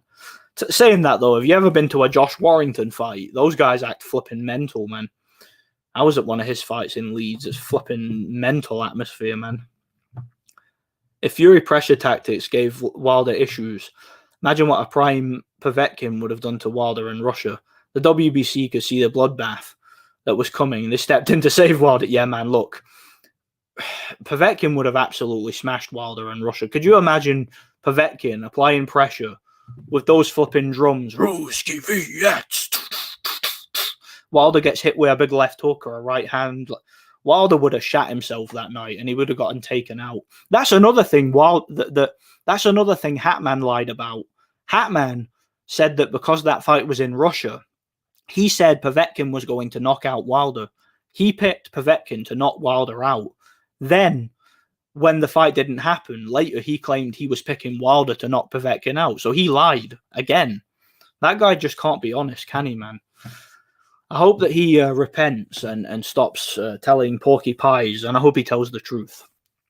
God bless.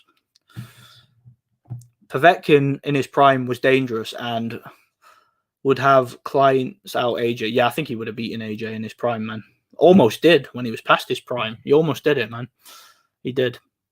Hatman, I like his contents, but dude dislikes my guy Vlad with a passion, always criticizing him when he gets the chance. At least he gives him credit sometimes. Look, Hatman's a clown. I'm not a fan of him at all, man. I don't even like his content. I don't watch his videos, you know. Wonder what he's up to lately. I wonder. Critics say the Klitschko brothers fought in a weak era just because they don't like. I think we know why it is, Hawker. I think we know why. Povetkin had a heart of a warrior. Tons of brutal codes. Yeah, Povetkin had a lot of highlight reel knockouts that were actual knockouts. You know, they weren't dramatic Artur Spilker, you know, spinning round like, oh, the power of Wilder. You know, they weren't a right hand hitting the glove and then Malik Scott diving to the floor, putting his arm out, and then getting up and fucking shaking back and forward like a flipping mental patient in a mental ward. Oh, the power of Deontay Wilder. Oh, you know, there was none of that with Povetkin, was there? You know, there was none of that. There was no Dominic Breazeale getting hit with a right hand on the chin, smiling and laughing in Wilder's face because he has overrated power. Then getting hit with the same right hand again and spinning his head round to the side, flopping to the canvas and like a fish, and acting like he was flipping, like he'd just been smashed over the head with a brick. There was no Tyson Fury barely getting touched with a right hand, laying on his back for 9.5 seconds, then getting up, was there? Like there was none of that, was there? No, Povetkin's knockouts, guys were hit bang on the chin. They were straight on the canvas, head first, and were out cold. They were real knockouts, you know? That's the difference, man. Muhammad Ali struggled to beat a lot of small heavyweight boxers, light heavyweights, and C-rate guys. Yeah, just like Henry Cooper, man. And what's his name? Joe Frazier and Ken Norton and whatnot. Ali, people say Ali fought the strongest heavyweight era. Just because you struggle a lot doesn't mean your era was strong. No, Ali's era was weak. It was full of small, plodding sluggers. That's what it was, man. I agree. Povetkin smokes Wilder. Prime Povetkin and Klitschko beat most guys of this era. I agree. Prime Povetkin and Klitschko are probably better than anybody of this era, in my opinion. Chisora's best wins over Takam, Price, and Spilker are about as good as Wilder's top wins. At least Chisora fought a prime Hellenius. The PBC and American hype machines made Wilder greater than he was, yeah. And Wilder's fights, most of them are fake anyway, as far as I'm concerned. The K-Bros are never going to get there just due because they're not African Americans. Yep, absolutely. Absolutely, man.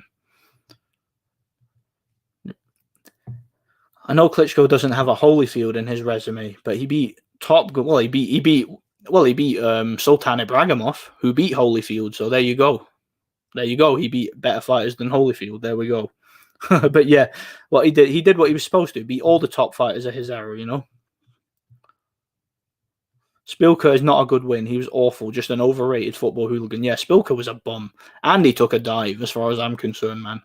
I think most of Wilder's fights were dives. Most of his knockout wins at world level, you know.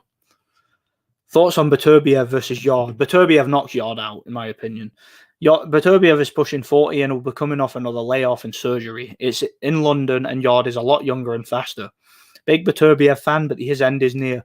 I agree his end is near. I agree he's not going to be at his prime much longer, but I still think he knocks out Yard, man. I don't rate Anthony Yard. I give Yard a puncher's chance, but I think Beterbiev knocks him out. Probably in the later round, similar to how Kovalev did. Chisora wouldn't have beaten Ortiz, who he compared to a southpaw Mike Tyson, or Stavern won. He couldn't stop Helenius, who Duhaupas smoked in 6. Well, Helenius knocked out Duhaupas, but Duhaupas knocked out Helenius, but Helenius was actually winning that fight, and he just completely ran out of gas. And Helenius, it's well known that he had bad injuries and terrible stamina going into that fight. You know, he wasn't healthy. So I don't really think that fight's that. I don't think it's that relevant, you know. The reason people say that everybody in this era is good because they won't fight each other. Yeah, of course. I mean, the top fights we want to see mostly aren't happening, are we? Are they? Chisora having 12 losses, losing to the likes of White, Parker, and Caballero. Yeah, Chisora. British boxing fans like a good Chisora loss, don't they? Fury knew neither AJ nor Usyk would fight him. Yeah, of course he did. He was probably always going to fight a Giga Charr level of opponent, wasn't he, man? I'm still interested in Povetkin versus Ortiz. Yeah, that'd be a good fight now. Both old men, but Povetkin's retired, though, and Ortiz looks as if he's on his way out, too, you know? Povetkin versus Joe Frazier would have been a great fight. I think Povetkin knocks out Joe Frazier in 2 rounds. I personally think he destroys him, man. But it'd be fun while it lasted, I guess. If someone's cheating against you, you don't need to cheat back. If someone's cheating against you, what should happen is the referee should do his job. So if you're a boxing fan, you should agree with me there. Mike Mollo almost KO'd Prime Spilker. Yeah, he did. Spilker did flipping one of the worst chins in the heavyweight division, maybe worse than David Price's, man. Do you think Felix Alvarado will KO Sonny Edwards? I don't know. I've never seen Felix Alvarado, but Sonny Edwards, I can't see him being champion much longer, man. I don't know about Usyk beating Vitali. Yeah, me neither, man. It's a tough fight to pick. Wildest power seems real. Not to me. Not to me. That's all I'll see there. It might seem real to you. It doesn't seem real to me. Spilker had a weak chin, and it's heavyweight. Yet Spilker beat Faded Adamic, and a washed Spilker beat Wok. Yeah. I'm not sure what the argument is, though. I'm convinced you're a cock. No offense, mate. I don't know. I don't think Smooth Critical's a cock. I think he's just very, very passionate about what he believes in, you know. And I tend to disagree with some of it, you know. Do you think Kalzagi could beat Canelo? Do I think Kalzagi could beat Canelo? I'm not going to entertain that with a response. No, I'm just kidding. Yeah, Kalzagi would slap the piss out of Canelo and make him quit. I'm convinced Canelo would quit in that fight, man. He would. That would be like the Jeff Lacey fight, except Canelo wouldn't have anywhere near the kind of heart that Jeff Lacey had, man. It's unclear what direction Andrade is going to go in. If he chooses to go the IBF, WBA, or WBC route to get a title shot at 168, he'll go whatever's the easiest route. You know, he could probably get an interim title against maybe I don't know, man. Who would he fight? Maybe Billy Joe. If he loses weight, he can fight him, you know. Well, Kalzagi couldn't handle the impeccable head movement via Mexico. Canelo. Yeah. Kalzagi would be scared of the counter punching, and you know he would get hit with one of them big swooping right hands, and he would drop he would fall face first onto the canvas and drop down like a sack of spuds, man. Yeah. Viva Mexico, Canelo. I was born ready. You're the horrible fighter. And Kalzagi would just go down in front of him, man. Easy peasy, lemon squeezy. I'd say an 11th round knockout for Canelo. Kalzagi gets schooled. Canelo wins 11th round knockout. It's going to take him a long time to challenge for a title. Andrade isn't ranked, not with Matchroom supporting him. I think, yeah, all things being equal, that would be the case. But Matchroom will probably get him a title shot. You never know. Yeah, easy. Kalzagi schools Canelo, complete shutout. Yeah, he stops him easily. And I think he stops him. He could go the distance, but I think he most likely stops him. Yeah, Hugi doesn't have his man strength when he fought Povetkin. Yeah, he didn't have his man strength yet. You know, when a 40-year-old Povetkin absolutely dominated the much bigger, much taller, and close to his prime Huey Fury, you know, it's just because Fury didn't have his man strength yet, you know. Didn't have his man strength yet. Wilder isn't any more entertaining than Vlad if you take emotion out of it. Both do little until the KO. Well, and I actually think Vladimir did a lot before the KO because he was constantly throwing jabs. He was constantly feinting, constantly looking to create openings. So I think he's a lot more entertaining than Wilder personally, man. That's how I see it. Huey Fury can't even throw a right hand. He's shit. Yeah, his punching technique's quite poor. And when he does actually throw with good technique, you know, once in a blue moon, he actually has some decent power, believe it or not. You know, when he hit Pulev with a straight right hand, and I think it was the 8th round or something, he hurt him badly. And of course, he, you know, landed some pretty good shots when he fought Sam Sexton. So, you know, Huey Fury has got power. It's just he doesn't know how to throw proper punches consistently, you know. Kind of slaps a bit. Mike spanks Povetkin. You mean Mike Tyson? No, I think Povetkin dominates him. I think he systematically takes him apart and knocks him out late. Does the same thing he does to Takam, in my opinion. Wilder's more entertaining because he's so clumsy. Yeah, he falls around and flipping just looks like an idiot. You know, he's cringy and just ridiculous. Like it's like watching Mr. Bean, or it's like watching Charlie Chaplin or something like that, isn't it? Vlad's KOs were more emphatic on average. Yeah, when Vladimir Klitschko hit you with his best punch, you don't get back up for 30 seconds. Like he was an absolutely brutal, like pinpoint accurate knockout puncher. You know, he was so accurate. His accuracy is consistency. You know, how he would set up these punches with a jab. You know, one of the most accurate jabs in heavyweight boxing history, and he had some very impressive knockouts, man.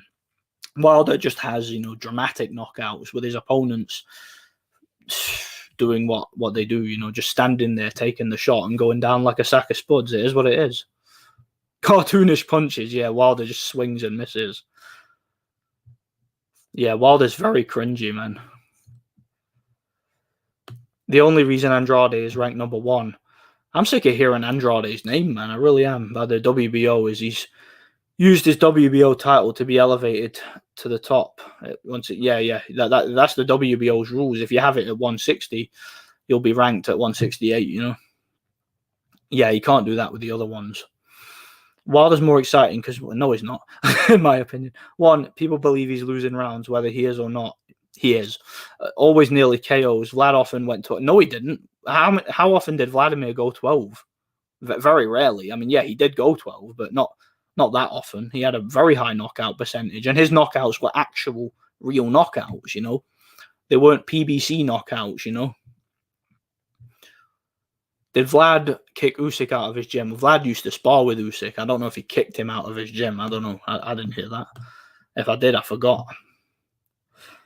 Yes, Nordic. Vlad was excellent against southpaws. Doesn't get enough credit for that. Yeah, he fought a lot of world-class southpaws.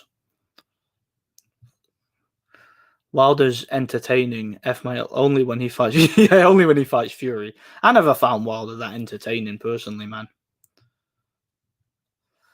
Vlad beat more good southpaws than anyone else, and you're right that this is overlooked. But he gets trashed by Sanders and didn't look that good against Sultan. I thought he looked very good against Sultan. I disagree. He dominated that fight, had him completely under control for 12 rounds, won every single second of every single round. Thompson won.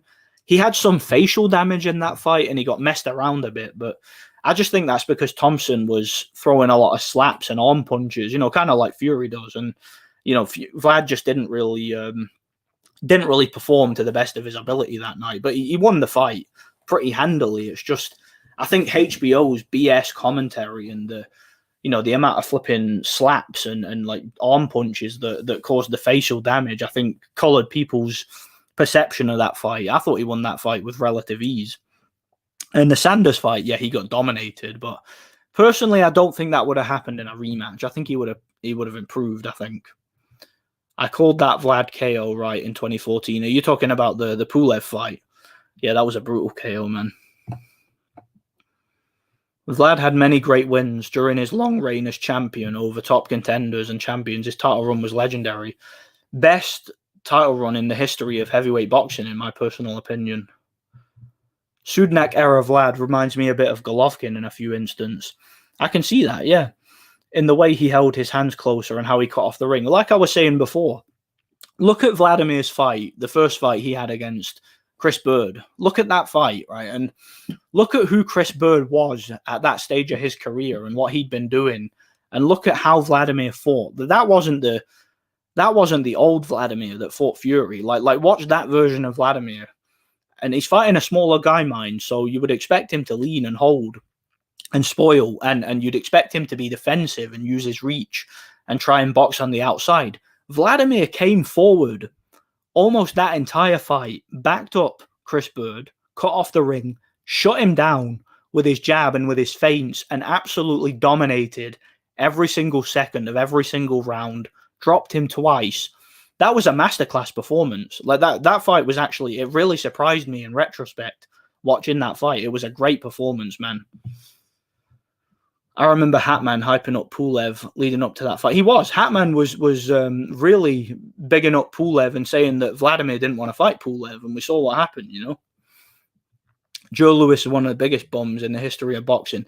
Definitely overrated. Definitely had certain Wilder-esque things about his career, didn't he? There were definitely fake knockouts. I mean, that flipping Max Schmeling rematch was a disgrace. It really was a disgrace. It was a complete, blatantly obvious fixed fight, and it probably, more than likely, wasn't the only one. Joe Louis had a lot of protection. He definitely did, man. Definitely did. Ariola Duhaupas first Fury fight, Luis Ortiz 2. Stavern 1 and 2, Scott. All those fights sucked. Yeah, they all sucked. All boring fights, man. Every single one of them. If Wilder's not knocking you out or getting knocked out, he's boring, If you want to know how boxers from the 50s, 60s would do today, just throw a bunch of tough men in with today's top champion. Yeah, I see exactly what you're saying, man. Some boxing styles from those times look terrible. Yeah, they do. A lot of those guys are just plodders and face-first brawlers, Nobody remembers Wilder's other dreadful fights because the KOs are crazy. Yeah, they're very dramatic KOs. They're almost a little bit too dramatic, aren't they? A little bit too dramatic for my liking, Primo Canero. Yeah, Wilder's like this era's Primo Canero, isn't he? Imagine Povetkin versus Wilder in Russia with the war drums. Yeah, that's what I was saying earlier. Rus. Povetkin would have stopped. I agree. Povetkin demolishes Wilder. Shout out to Based Boxing Basement. We've got the triple B in the house. God bless you, man. Yeah, my man. What's going on here? Who wins, Manuel Charr or Tommy Fury? I think Tommy Fury. I think he wins. I mean, I think he does it for the fans. He does it for the fans. I mean, Ricky Hatton's a heavyweight nowadays, isn't he? Stick Ricky Hatton in with Charr, man. He'll do it for the fans. Me aggressiveness, me body punching, me pound for pound skill. He'll do it, man. Me Floyd Mayweather and me Manny Pacquiao. Before I got knocked out, I was head by country mile. I beat Costas Yu. I beat him for the IBF title. I was thrilled when I won a British title, but when I won the WBU world title, I was even more thrilled. I'm sorry, that's enough of that, man. God bless. At 20 fights, Adam Karnatsky already had most of Wilder's resume. He did. Adam Karnatsky had beat flipping some of Wilder's opponents better than he did. Ali's era was weak. Are you 15 years old, mate? What a clown. Well, if you can provide a counter argument for why Ali's era wasn't weak, I would be glad to hear it. I would be glad to entertain your schooling me on the sport of boxing, man, because I'm only 15 apparently. So yeah, I'd like to hear it. Let's go, man. Bring it on. God bless.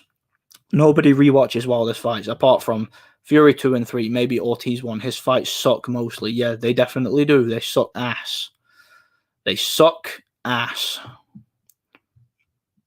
That Spilker KO looked real. Not to me. It might have looked real to you. It did not look real to me.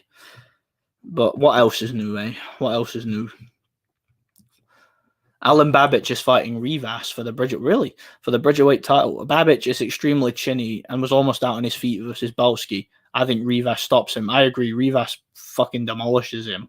Oh, 1 second, guys. 1 second.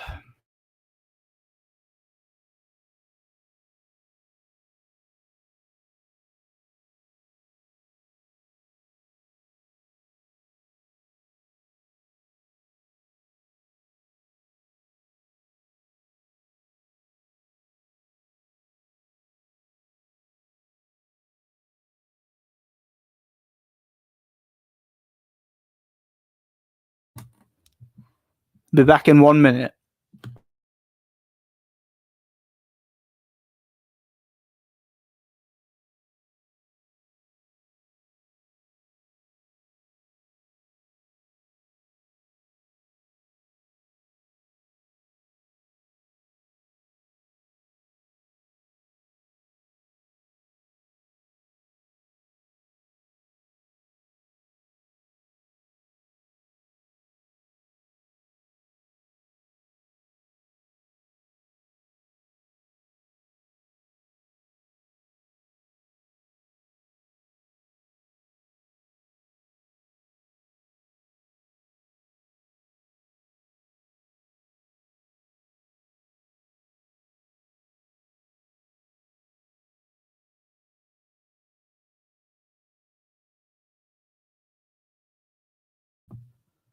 Sorry about that, guys. Flipping women, man, I swear.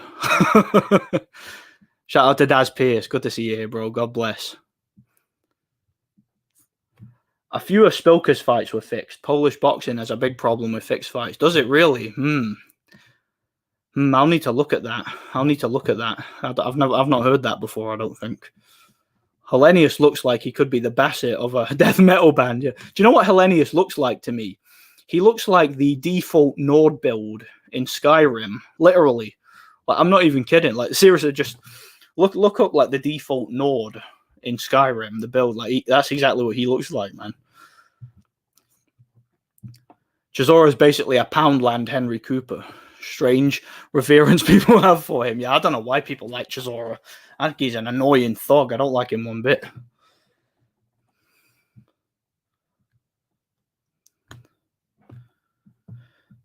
Who wins, AKA Skins or Ben Heine? And should the winner try to unify against Sam Stroller for the WBA World Batty Man Championship? You know, aren't they all of AJ's groupies, man?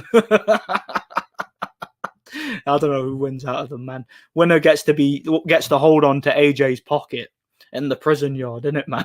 That's sick, isn't it, man? God bless. I'm good. Yeah. Shout out to Lee, man. Hellenius looks like dudes from Amon Amarath. Not sure if you heard of them. They make some really sick music. What are they, like a metal band? He definitely got that look, hasn't he, man? He definitely has. Canelo probably outpoints Froch. He can make it competitive for Ward. Yeah, come on, Froch. Come out of retirement, fight Canelo, man. Please. It will be interesting to see an X-ray of Wilder's right hand. Rumors say it's full of titanium, yeah, because he has those metal rods, didn't he? Which smacking over the back of someone's head. Oh, that's painful, man. I feel sorry for Audley Harrison. Now I know why he retired, man. Imagine having those metal rods smacking you in the top of the head, man. Wilder fought unhealthy, obese bums for a decade, all in America, and had 100% KOs. Now imagine if Golovkin fought every single fight in Kazakhstan against bums. Yeah, could you imagine Golovkin fights Dustin Nichols level opponents for the first 10 years of his career? What an absolute disgrace Wilder is, man, fighting that level of opponent for years. Bloody ridiculous. That's ridiculous that he even got away with that he was even allowed to do that, man. A heavyweight Olympian was fighting literal fat, obese midgets who have no reason holding a professional boxing record. It was pathetic, man. It's ridiculous, man. It really was. No man born from his mother can beat Sam Stroll, as simple as that. A mate of mine thought Hughie Fury looked quality against Sam Sexton. To be fair, the opposition made him look... Yeah, Sam Sexton was... He actually did look good in that fight, but I think, Sam Sexton was shot to pieces, man. And was always a domestic level guy anyway, It was an impressive performance, though. Impressive knockout. Funnily enough, it was Eubank Jr. who highlighted strange behaviour by British champions like Fielding, Smith and Billy Joe in their fights with Canelo, but was quickly shut down and called a hater. Yeah, I remember Eubank Jr. saying that. I think he said something like he looked so happy to lose his title, talking about Rocky Fielding.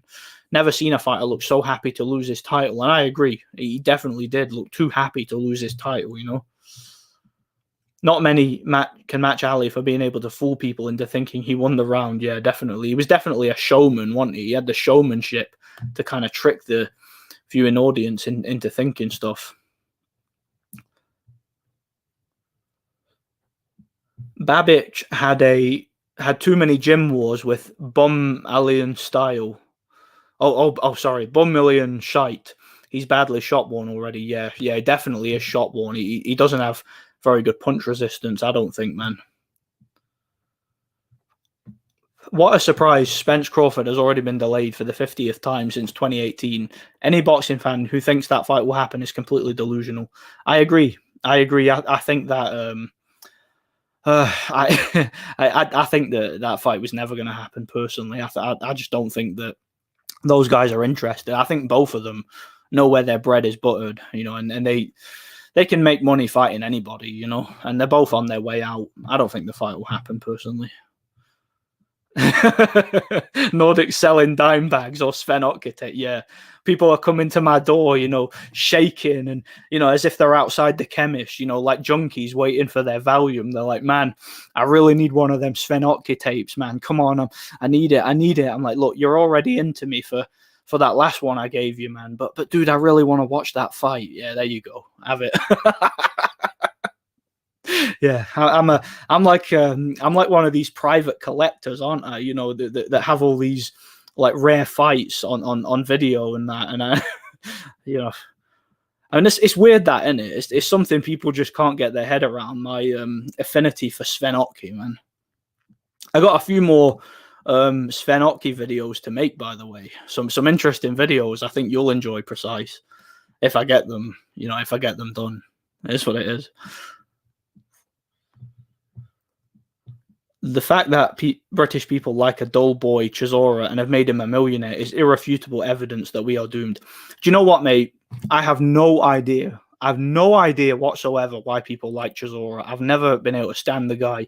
Yeah, he's been in some good fights. He's entertaining. But the dude's a clown. He's a weirdo, right? He touches people up. Just talks absolute bollocks. He's a troll. He kisses men. He bites men. He just acts like an absolute weirdo, and he's also a criminal, a violent criminal who has just been a complete thug for most of his life. I don't like the guy, man. It's fun watching him lose, though. I must, and I wouldn't mind seeing Chisora versus Fury 3. Make that fight, man. I'd watch it. Froch beats Canelo in a neutral fight. Yeah, probably would. As much as I don't like to say it, he probably would. Joe Kalzagi versus David Benavidez. Kalzagi dominates him, schools him, wins easily. Benavidez is probably a puncher's chance, but a lot of guys Kalzagi fought had a puncher's chance, and a lot of them got absolutely smoked and battered, didn't they? He schooled a lot of big punchers in his career. You should make a fantasy fight video with Oscar De La Hoya versus Costa Tszyu. You know what? I might actually just do that. I'll think about it, man. I will. It's interesting. Deontay Wilder keeps crying and lying about Tyson Fury having steel egg weights in his gloves. Meanwhile, Wilder really does have titanium in his hands. Why is that even legal? I know that the absolute stinking hypocrisy with Wilder to criticize anybody for illegal tactics or having something metal in his gloves, man. It's ridiculous. Wilder smacks people behind the head with those metal rods. I mean, look what he did to Audley Harrison. It was pathetic, man. Yeah, I picked Froch and Prime Groves to outbox Canelo. Yeah, I think Groves destroys Canelo. I think Froch probably beats him on points. Froch probably wouldn't have the power to stop him, but I think he beats him on points personally.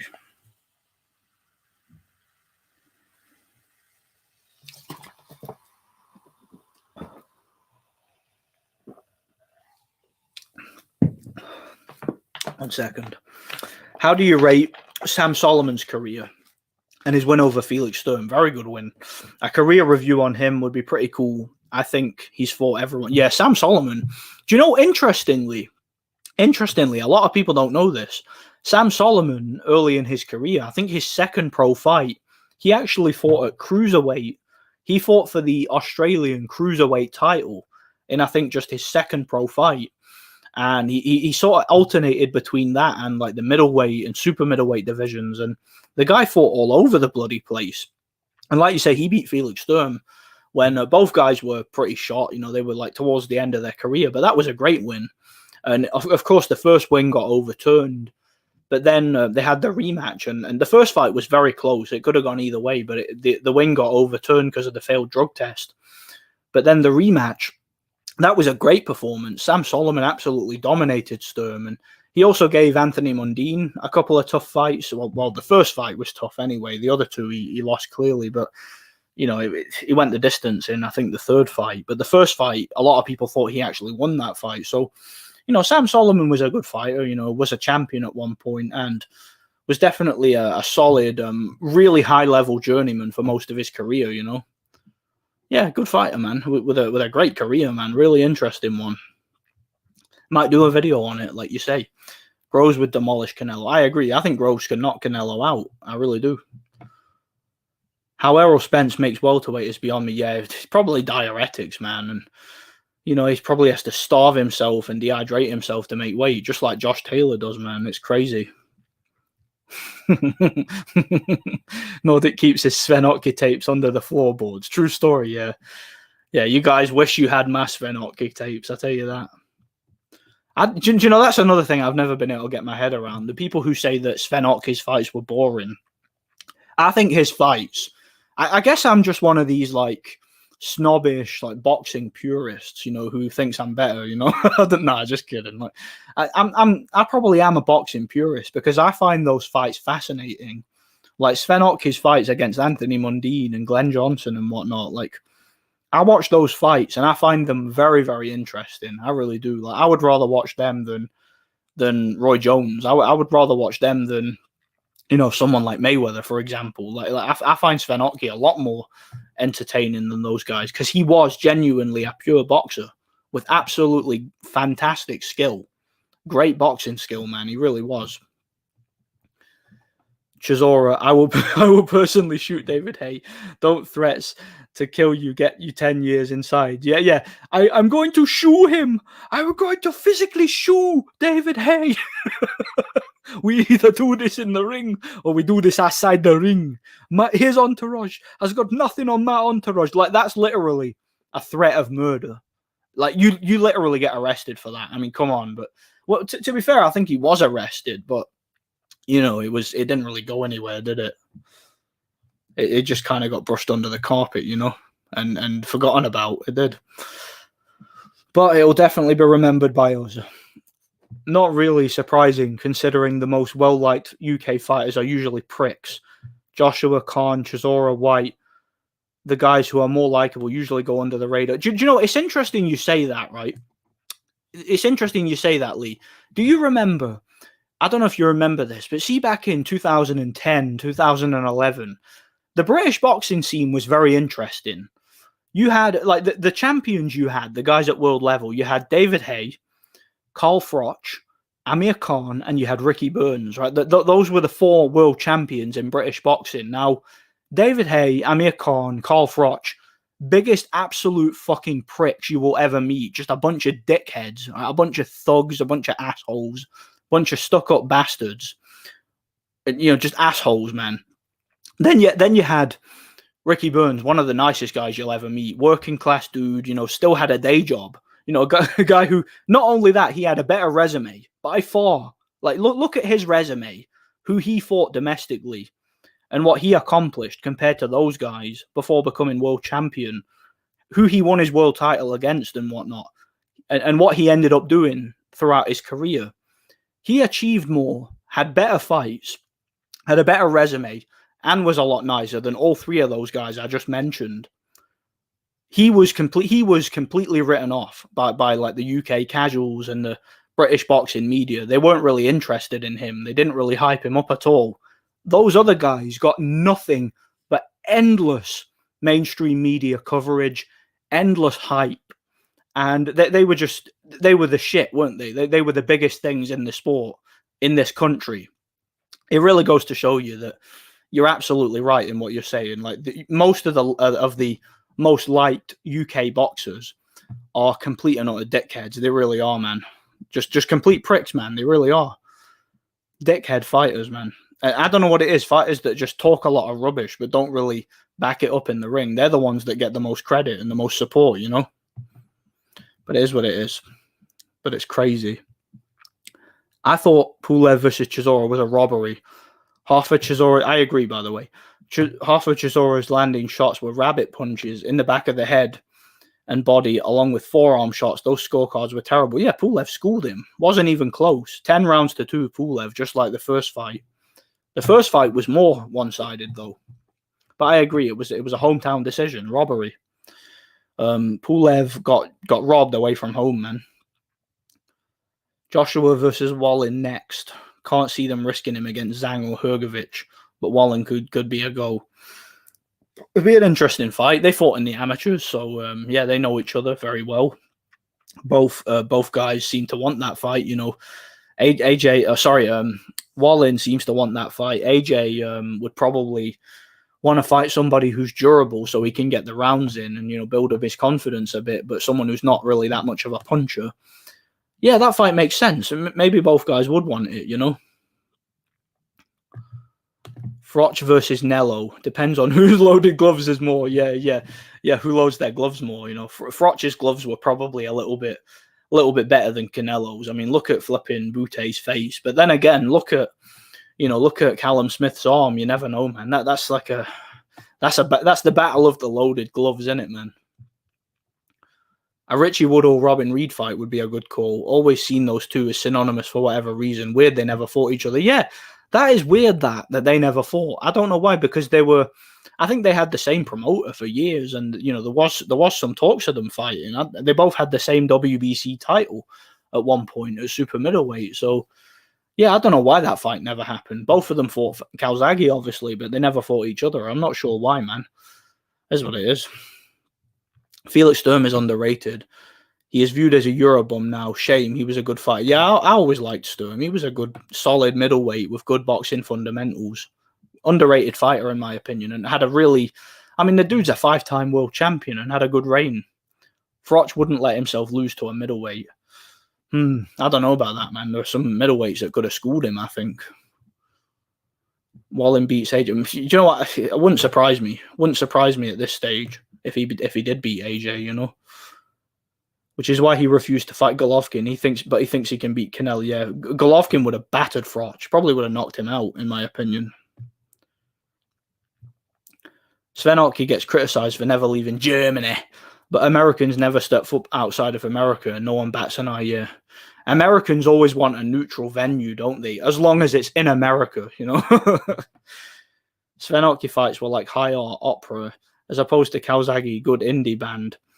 Both good and a matter of personal taste. I agree. I think Kalzagi would have beaten Oki, but most of that is to do with... It's mostly to do with his physical advantages. He's just too fast and his volume is just too much. But Oki had the better boxing skill by far as I'm concerned. Hello, Nordic Warrior. Loving your video game reviews. I'm still turning up for the heating stuff, the green agenda. Yeah, thanks, man. Good to see you here, man. God bless you. Yeah. Turn up the heating as much as you want, man. Awesome.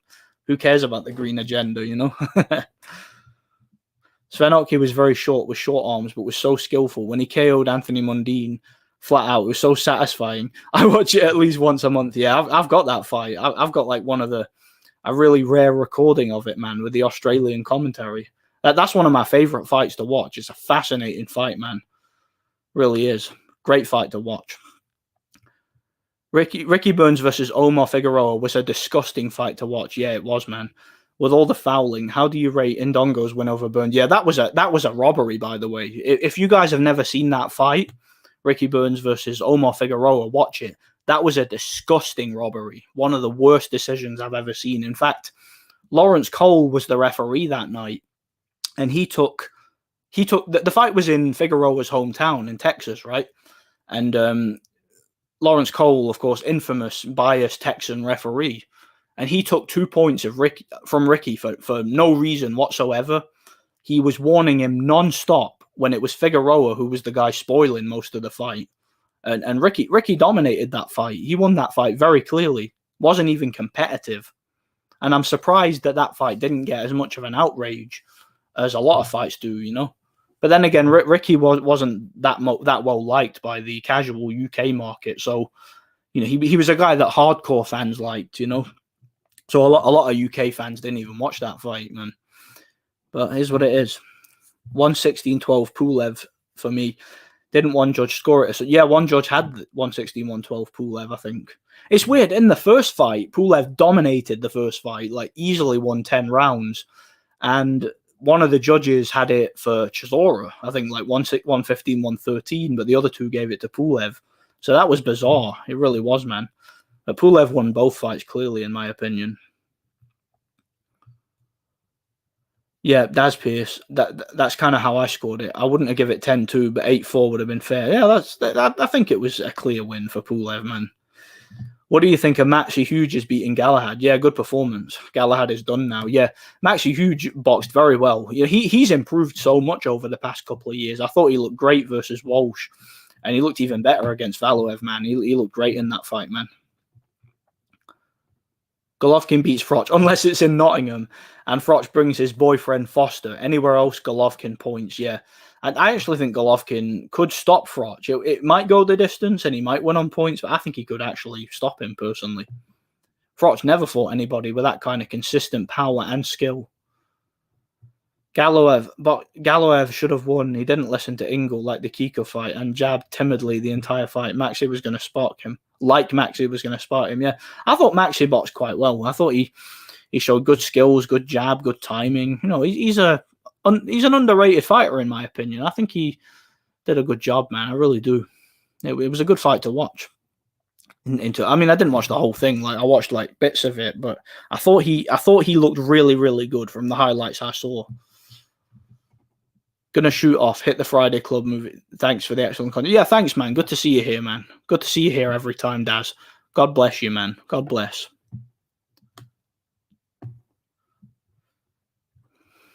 I had Burns Figueroa 14-112 Burns. I think 2 points from it. I had it way wider than that. I thought Ricky won probably 9-10 rounds of that fight. Personally, I thought he won it very clearly. I don't think it was even competitive. I thought he won it very clearly. Darius Mikuchevsky is one of my favorite and least appreciated champs. Yeah, same here, man. 24 title defenses, lineal champ, moved up to cruiserweight, and nobody says a word about him.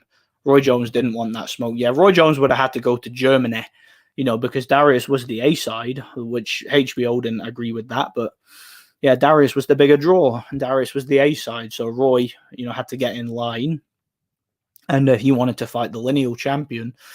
He had to go to Germany to do it, so he wasn't going to do that. You know, he was content with fighting in America and being called the greatest pound-for-pound fighter ever without having to prove it, you know.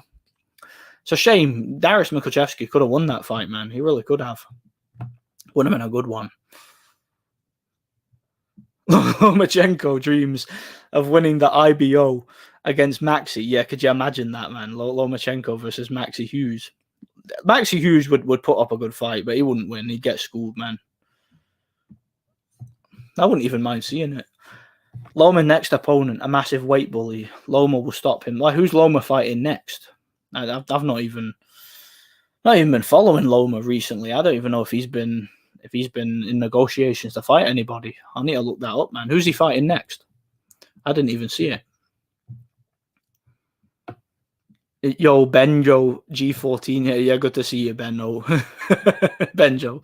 God bless you, man. Roy, with all that ripped fuel, could never have fought outside the USA. He would have melted the whole test lab with all the gear he had in his system. Yeah, all that PEDs, man. He wouldn't have gotten away with that in Germany against Darius Mikuchevsky. No, man, he would never have done that. Mikuchevsky would have probably knocked him out because they would have probably cleaned him up for that fight, you know. He'd have probably done what Glenn Johnson did, just back him up to the ropes all night, beat him up and knock him out late, you know. Jamie Ortiz beat Herring. Did he? Oh, was that Herring's last fight, was it? Before he retired? I think it was. I think so, yeah. Wasn't it? I thought Luke Campbell would have put up a better fight against Loma. I thought he actually did put up a good fight. That was like the only opportunity he had where, you know, he actually did look pretty good technically, but Loma was just too good for him, you know.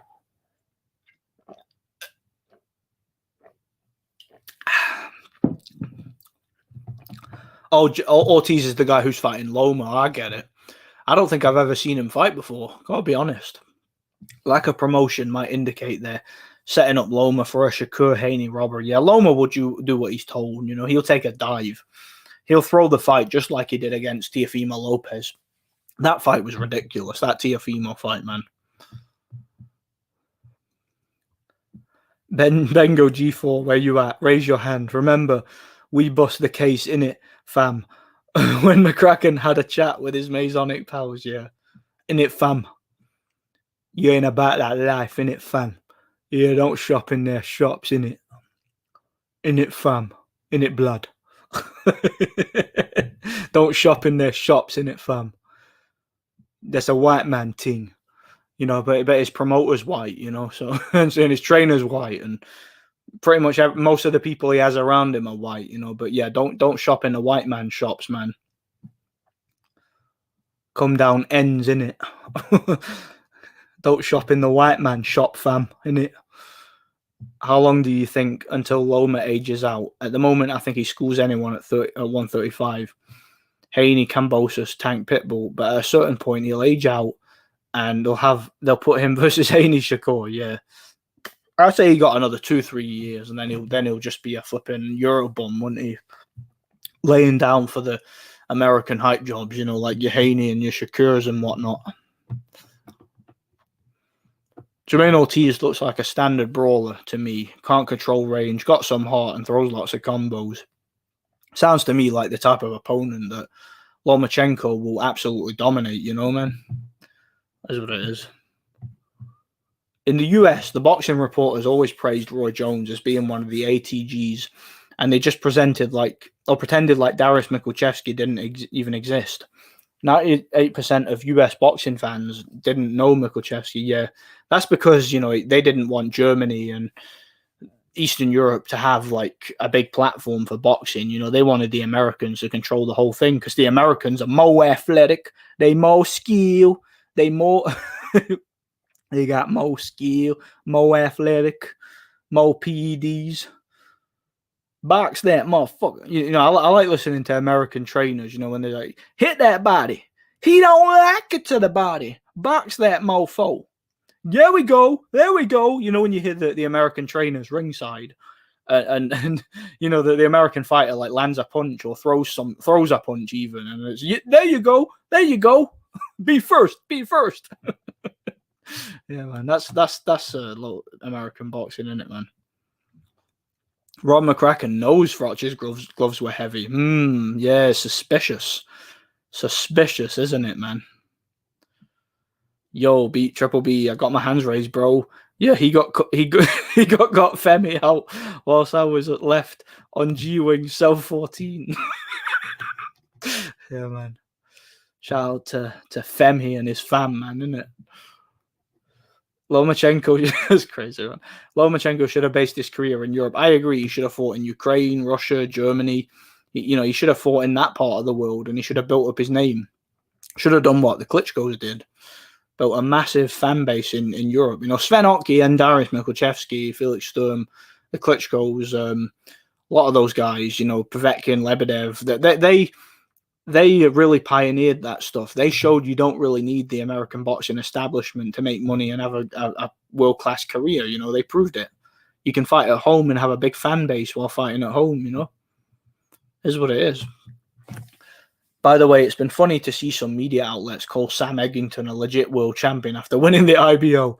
I like Sam Eggington. He's a fun fighter, but he's not a world-class fighter. You know, he's just a tough domestic level brawler, isn't he? Western boxing fans believe Froch should be in the Hall of Fame over Darius. The fact Darius is not in the Hall of Fame is just embarrassing. Yeah, I mean, he beat Virgil Hill, who's in the Hall of Fame, has the longest light heavyweight title reign in light heavyweight championship history, was also cruiserweight champion. But yeah, he doesn't belong in the Hall of Fame. But yeah, absolutely flipping ridiculous, man. Doesn't make any bloody sense. You'll never hear about it. Canelo failing drug tests, but then they go silent when it's brought up. He had something like 9 plus the natural test limit. Yeah, exactly. Like, but Canelo's part of the club in it, so he can do what he wants. Same with Roy Jones, man. My gloves are heavy. You're a no. I just need Loma to beat Haney, then win a world title before he ages out, and I'll be satisfied with boxing. If they age him out and he loses, my disappointment will be immeasurable. That'll be a sad sight to see, wouldn't it? Loma losing to Devin Haney. Could you imagine it, man? It would just be so depressing, man, to even think about. I didn't want to think about it. It's just so ridiculous, man. It really is. I love your American black accents. Thanks, man. You got more skill. You got more athleticism. Hit that body. He don't like it to the body. Box that mofo. There we go. There we go. Oh, it's funny, man, isn't it? It's good. He more skill. He more athletic. You know, when Povetkin fails the drug test, it's he a cheating ass piece of shit. He putting people's lives at risk. Hey man, Deontay Wilder, pound for pound #1, man. Don't shop in their shops in it unless it's Hugo Boss or Matchroom Ticket Office. Then it's okay. Yeah, as long as AJ is getting his cut, and it's all right to shop in their shops. But you know, if it's your local flipping pub or your local business down the street that's ran by the white man and ting, you know, don't shop in there. Come down ends and, you know, shop in some flipping corner shop, innit, man? He tested positive for the whole fight. Yeah, he did. I think both of them did, didn't they? Hall and Roy. But yeah, that was quickly swept under the carpet, innit? What happened with Roy there, man? Just like with Canelo, isn't it? No cat blood. We was warriors when we was in prison for a week, innit? But at least we didn't cry and hide our Peter like Spencer Fearon, you get me? Matt Schmeling versus Tom Schwartz. Who wins? I think Tom Schwartz would be a bit too big for him, but pound for pound, Matt Schmeling is the better fighter. He could knock him out, potentially, you know. Agreed, Rolf Stonefist. Loma made a big mistake signing with Top Rank. He'd have control over his own career if he was with Usyk's promoter. But Bob Arum wants to cash him out for now. Yeah, Bob Arum probably built him up to lose to the future, you know, black hype jobs with Top Rank, probably. You know, like your Shakur and your Haney's, you know. Probably did. It's flipping ridiculous, man. It really is. What a depressing, what a ridiculous sport. Povetkin didn't even fail the test versus Wilder. He passed it. They just found traces of meldonium in his sister. That was enough to brand him a cheater. Yeah, absolutely. I mean, it doesn't take a genius to figure out what happened there. I mean, an American testing agency, an American champion about to fight a Russian who's about to kick his ass and take his title. Gee, I wonder what happened there. Oh, it's a little bit convenient. A little bit convenient how the Russian fails the drug test. Yeah. A little bit too convenient for my liking, man. When you do that accent, it makes me imagine John Boxing calling Crawford pound for pound #1. John Box. That guy's an absolute tard, man. I mean he's like disabled, you know, mentally disabled representation for the YTBC, isn't he? You know, Mendonium. You know, he couldn't even say Meldonium. Do you remember him trying to say Meldonium? And he would say Mendonium. And when he would try to say Povetkin, he would call him Provetnikan. Alexander Provetnikan tried to cheat. He took Mendonian. Oh, that dude was an absolute tard. He's the tard's tard, isn't he, man? John Boxing is the tard's tard. He really is, man. God bless him. That's what it is. I believe that Andre Ward was juiced up too. He had all sorts of kinds of back acne for the Kovalev fight. Yeah, he did, man. It was crazy. It really was. Bro, your black accent is so on point, not even funny. Impressive to do with your British accent. I can't even do that well. I don't know what it is. There's some impressions I can do, and some I just absolutely fail at, you know. I like doing the Ricky Hatton and the David Price and whatnot. And yeah, I guess my black American, that's my new one, isn't it? You know, that's my generic black American boxing trainer voice, yeah. Oh, I like doing it, man. It's fun. Here's what it is. Do Roger or Floyd Mayweather Senior accent? Oh, Roger May. How could I do that? It's I was trying to tell you. You don't know shit about boxing. You know, that's Roger Mayweather. That's my best. I was trying to tell you. And every time, roll under. That's my Roger Mayweather. Shout out to Uncle Roger, man. You know, the resident crackhead. Eastern European fighters need to avoid America like the plague. Absolutely, bro. They should go to Windhelm and kick the shit out of all the greyskins, you know? But yeah, yeah, man, it's terrible, isn't it, man? The fucking Eastern Europeans, I don't know, they get addicted to the American dollar, don't they? And they think that dollar's their lifeline, when really they don't need it, you know? Did I catch earlier that you said Hatton started talking like a gangster? Oh, no, that was Hatman I was on about. Hatman, you know, if you look at his older videos, he was like, you get me, bruv. Nah, I mean, you know, he used to talk like that. But if you look at Hatman's modern videos, he doesn't sound like that at all. He just sounds like your average, like, UK black guy. But back in the day, he was like the roadman, wasn't he? He was like, yeah, nah, I mean, you get me. You know, not shit about boxing, fam, innit? You know, that's how he used to talk, but he doesn't talk like that anymore, you know? Could you imagine Ricky Hatton trying to do that? Me aggressiveness, me body punching, me Floyd Mayweather, me Manny Pacquiao, me pound-for-pound skill. I was head by a country mile. If I found Anthony Joshua in bed with me missus, I'd tuck him in. It's impressive to do that accent with your Midlands accent. yeah, it's not easy, but it's I guess I missed my calling. I should have been like one of them like stage professional, what do they call them? Impressionists. Yeah, I should have been one of them, innit? I'd probably piss a lot of people off doing it though, wouldn't I? Like a non-PC impressionist. Any prospects on the come up that you like? I don't know. That's the thing. I've not really been paying that much attention to prospects. Like, I think somebody mentioned Robesi Ramirez. I think he's really impressive. And could you still consider Zach Parker a prospect? I've always really rated him. I really rate Lee McGregor, but I think he's looked quite poor in recent fights. I think he probably needs a new trainer, you know. I don't know, there's a few prospects I like. Not a lot that I pay attention to at the moment, though. But it is what it is. John Boxing sits at the very back of the short bus. Even the LDBC doesn't like him. Yeah, he's on the window lickers bus, isn't he, man? Yeah, he rides the flipping window lickers bus to the to the special school, innit, man? You know, that's the horn. You know, the bus that John Boxing used to get to school, that's the horn, innit? You press it, it goes Oh man, what is wrong with me? You can tell I'm tired. You can tell it's late, man.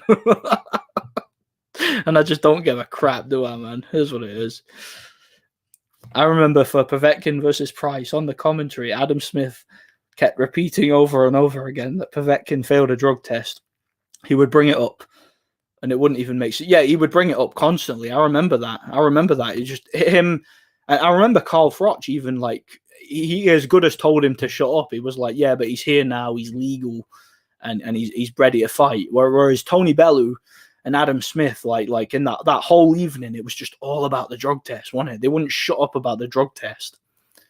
But it's interesting though, conveniently, when Dillian White fights, You very rarely, if ever, hear any mention of a drug test, don't you? When Dillian White fights, Yeah, convenient. It's convenient. I wonder why. It's almost as if, I've got a sneaking suspicion that it's almost as if it depends who the fighter is, doesn't it?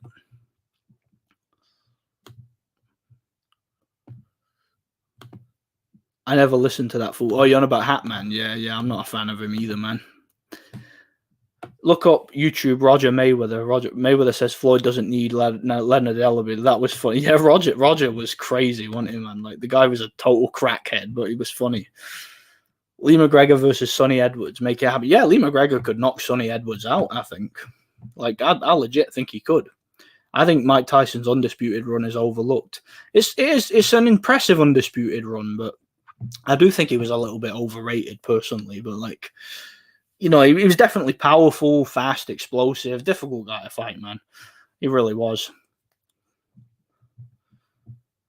People remember him too much for the Holyfield and Lennox losses when he was way out of his prime from all the partying and cocks. Why, yeah, cocaine and wine, definitely, man.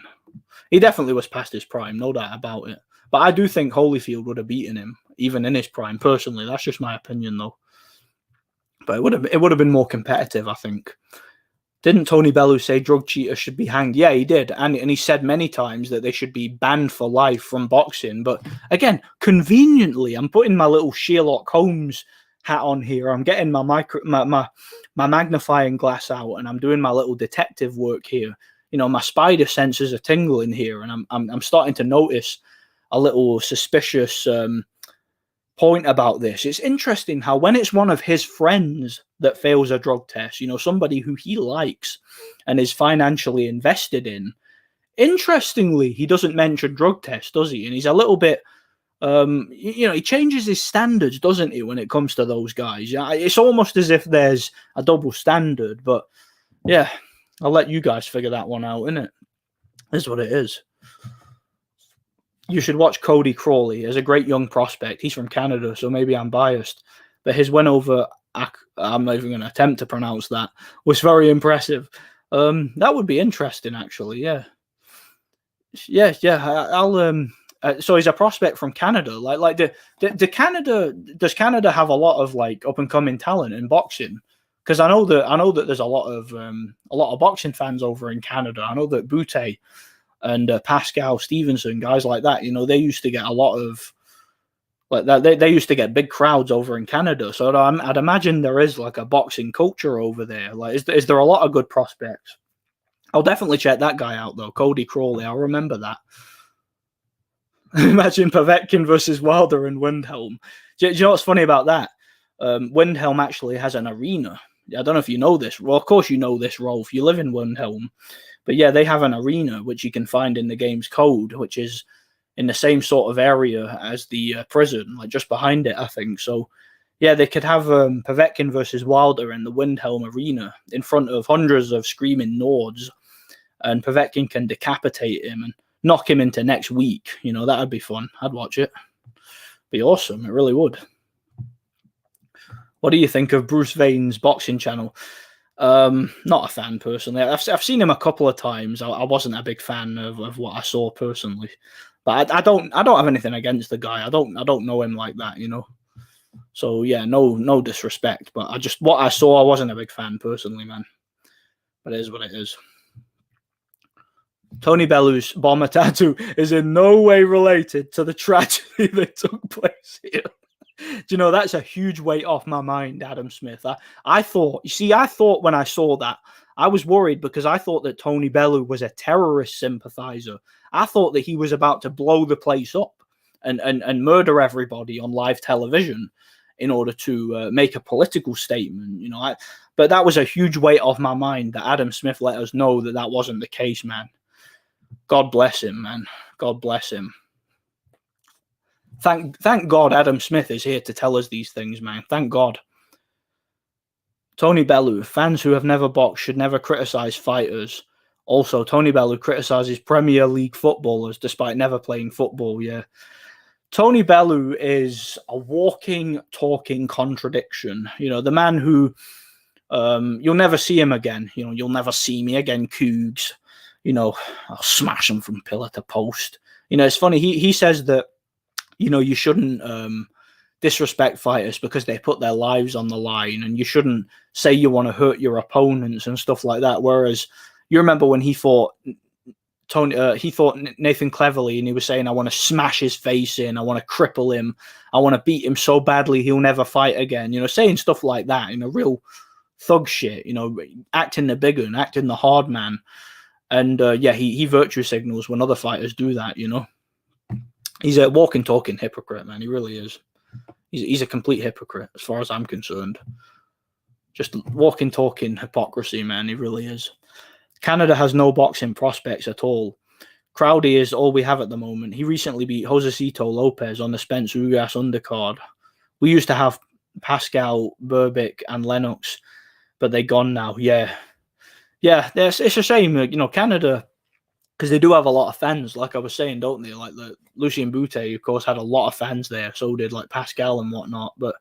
And even like Eric Lucas and guys like that were quite big there, weren't they? But yeah, it's a shame. It's a shame. I remember a few years back there was that prospect Pierre Olivier Cote. You remember him? He was getting a lot of hype, and then he just disappeared. He fought on the Froch Boutte undercard, had a knockout win, and then he never fought again. Disappeared. I don't know what happened to him, but he was quite a promising prospect. But yeah, hopefully this Crawley guy comes through. He could be a good one for them.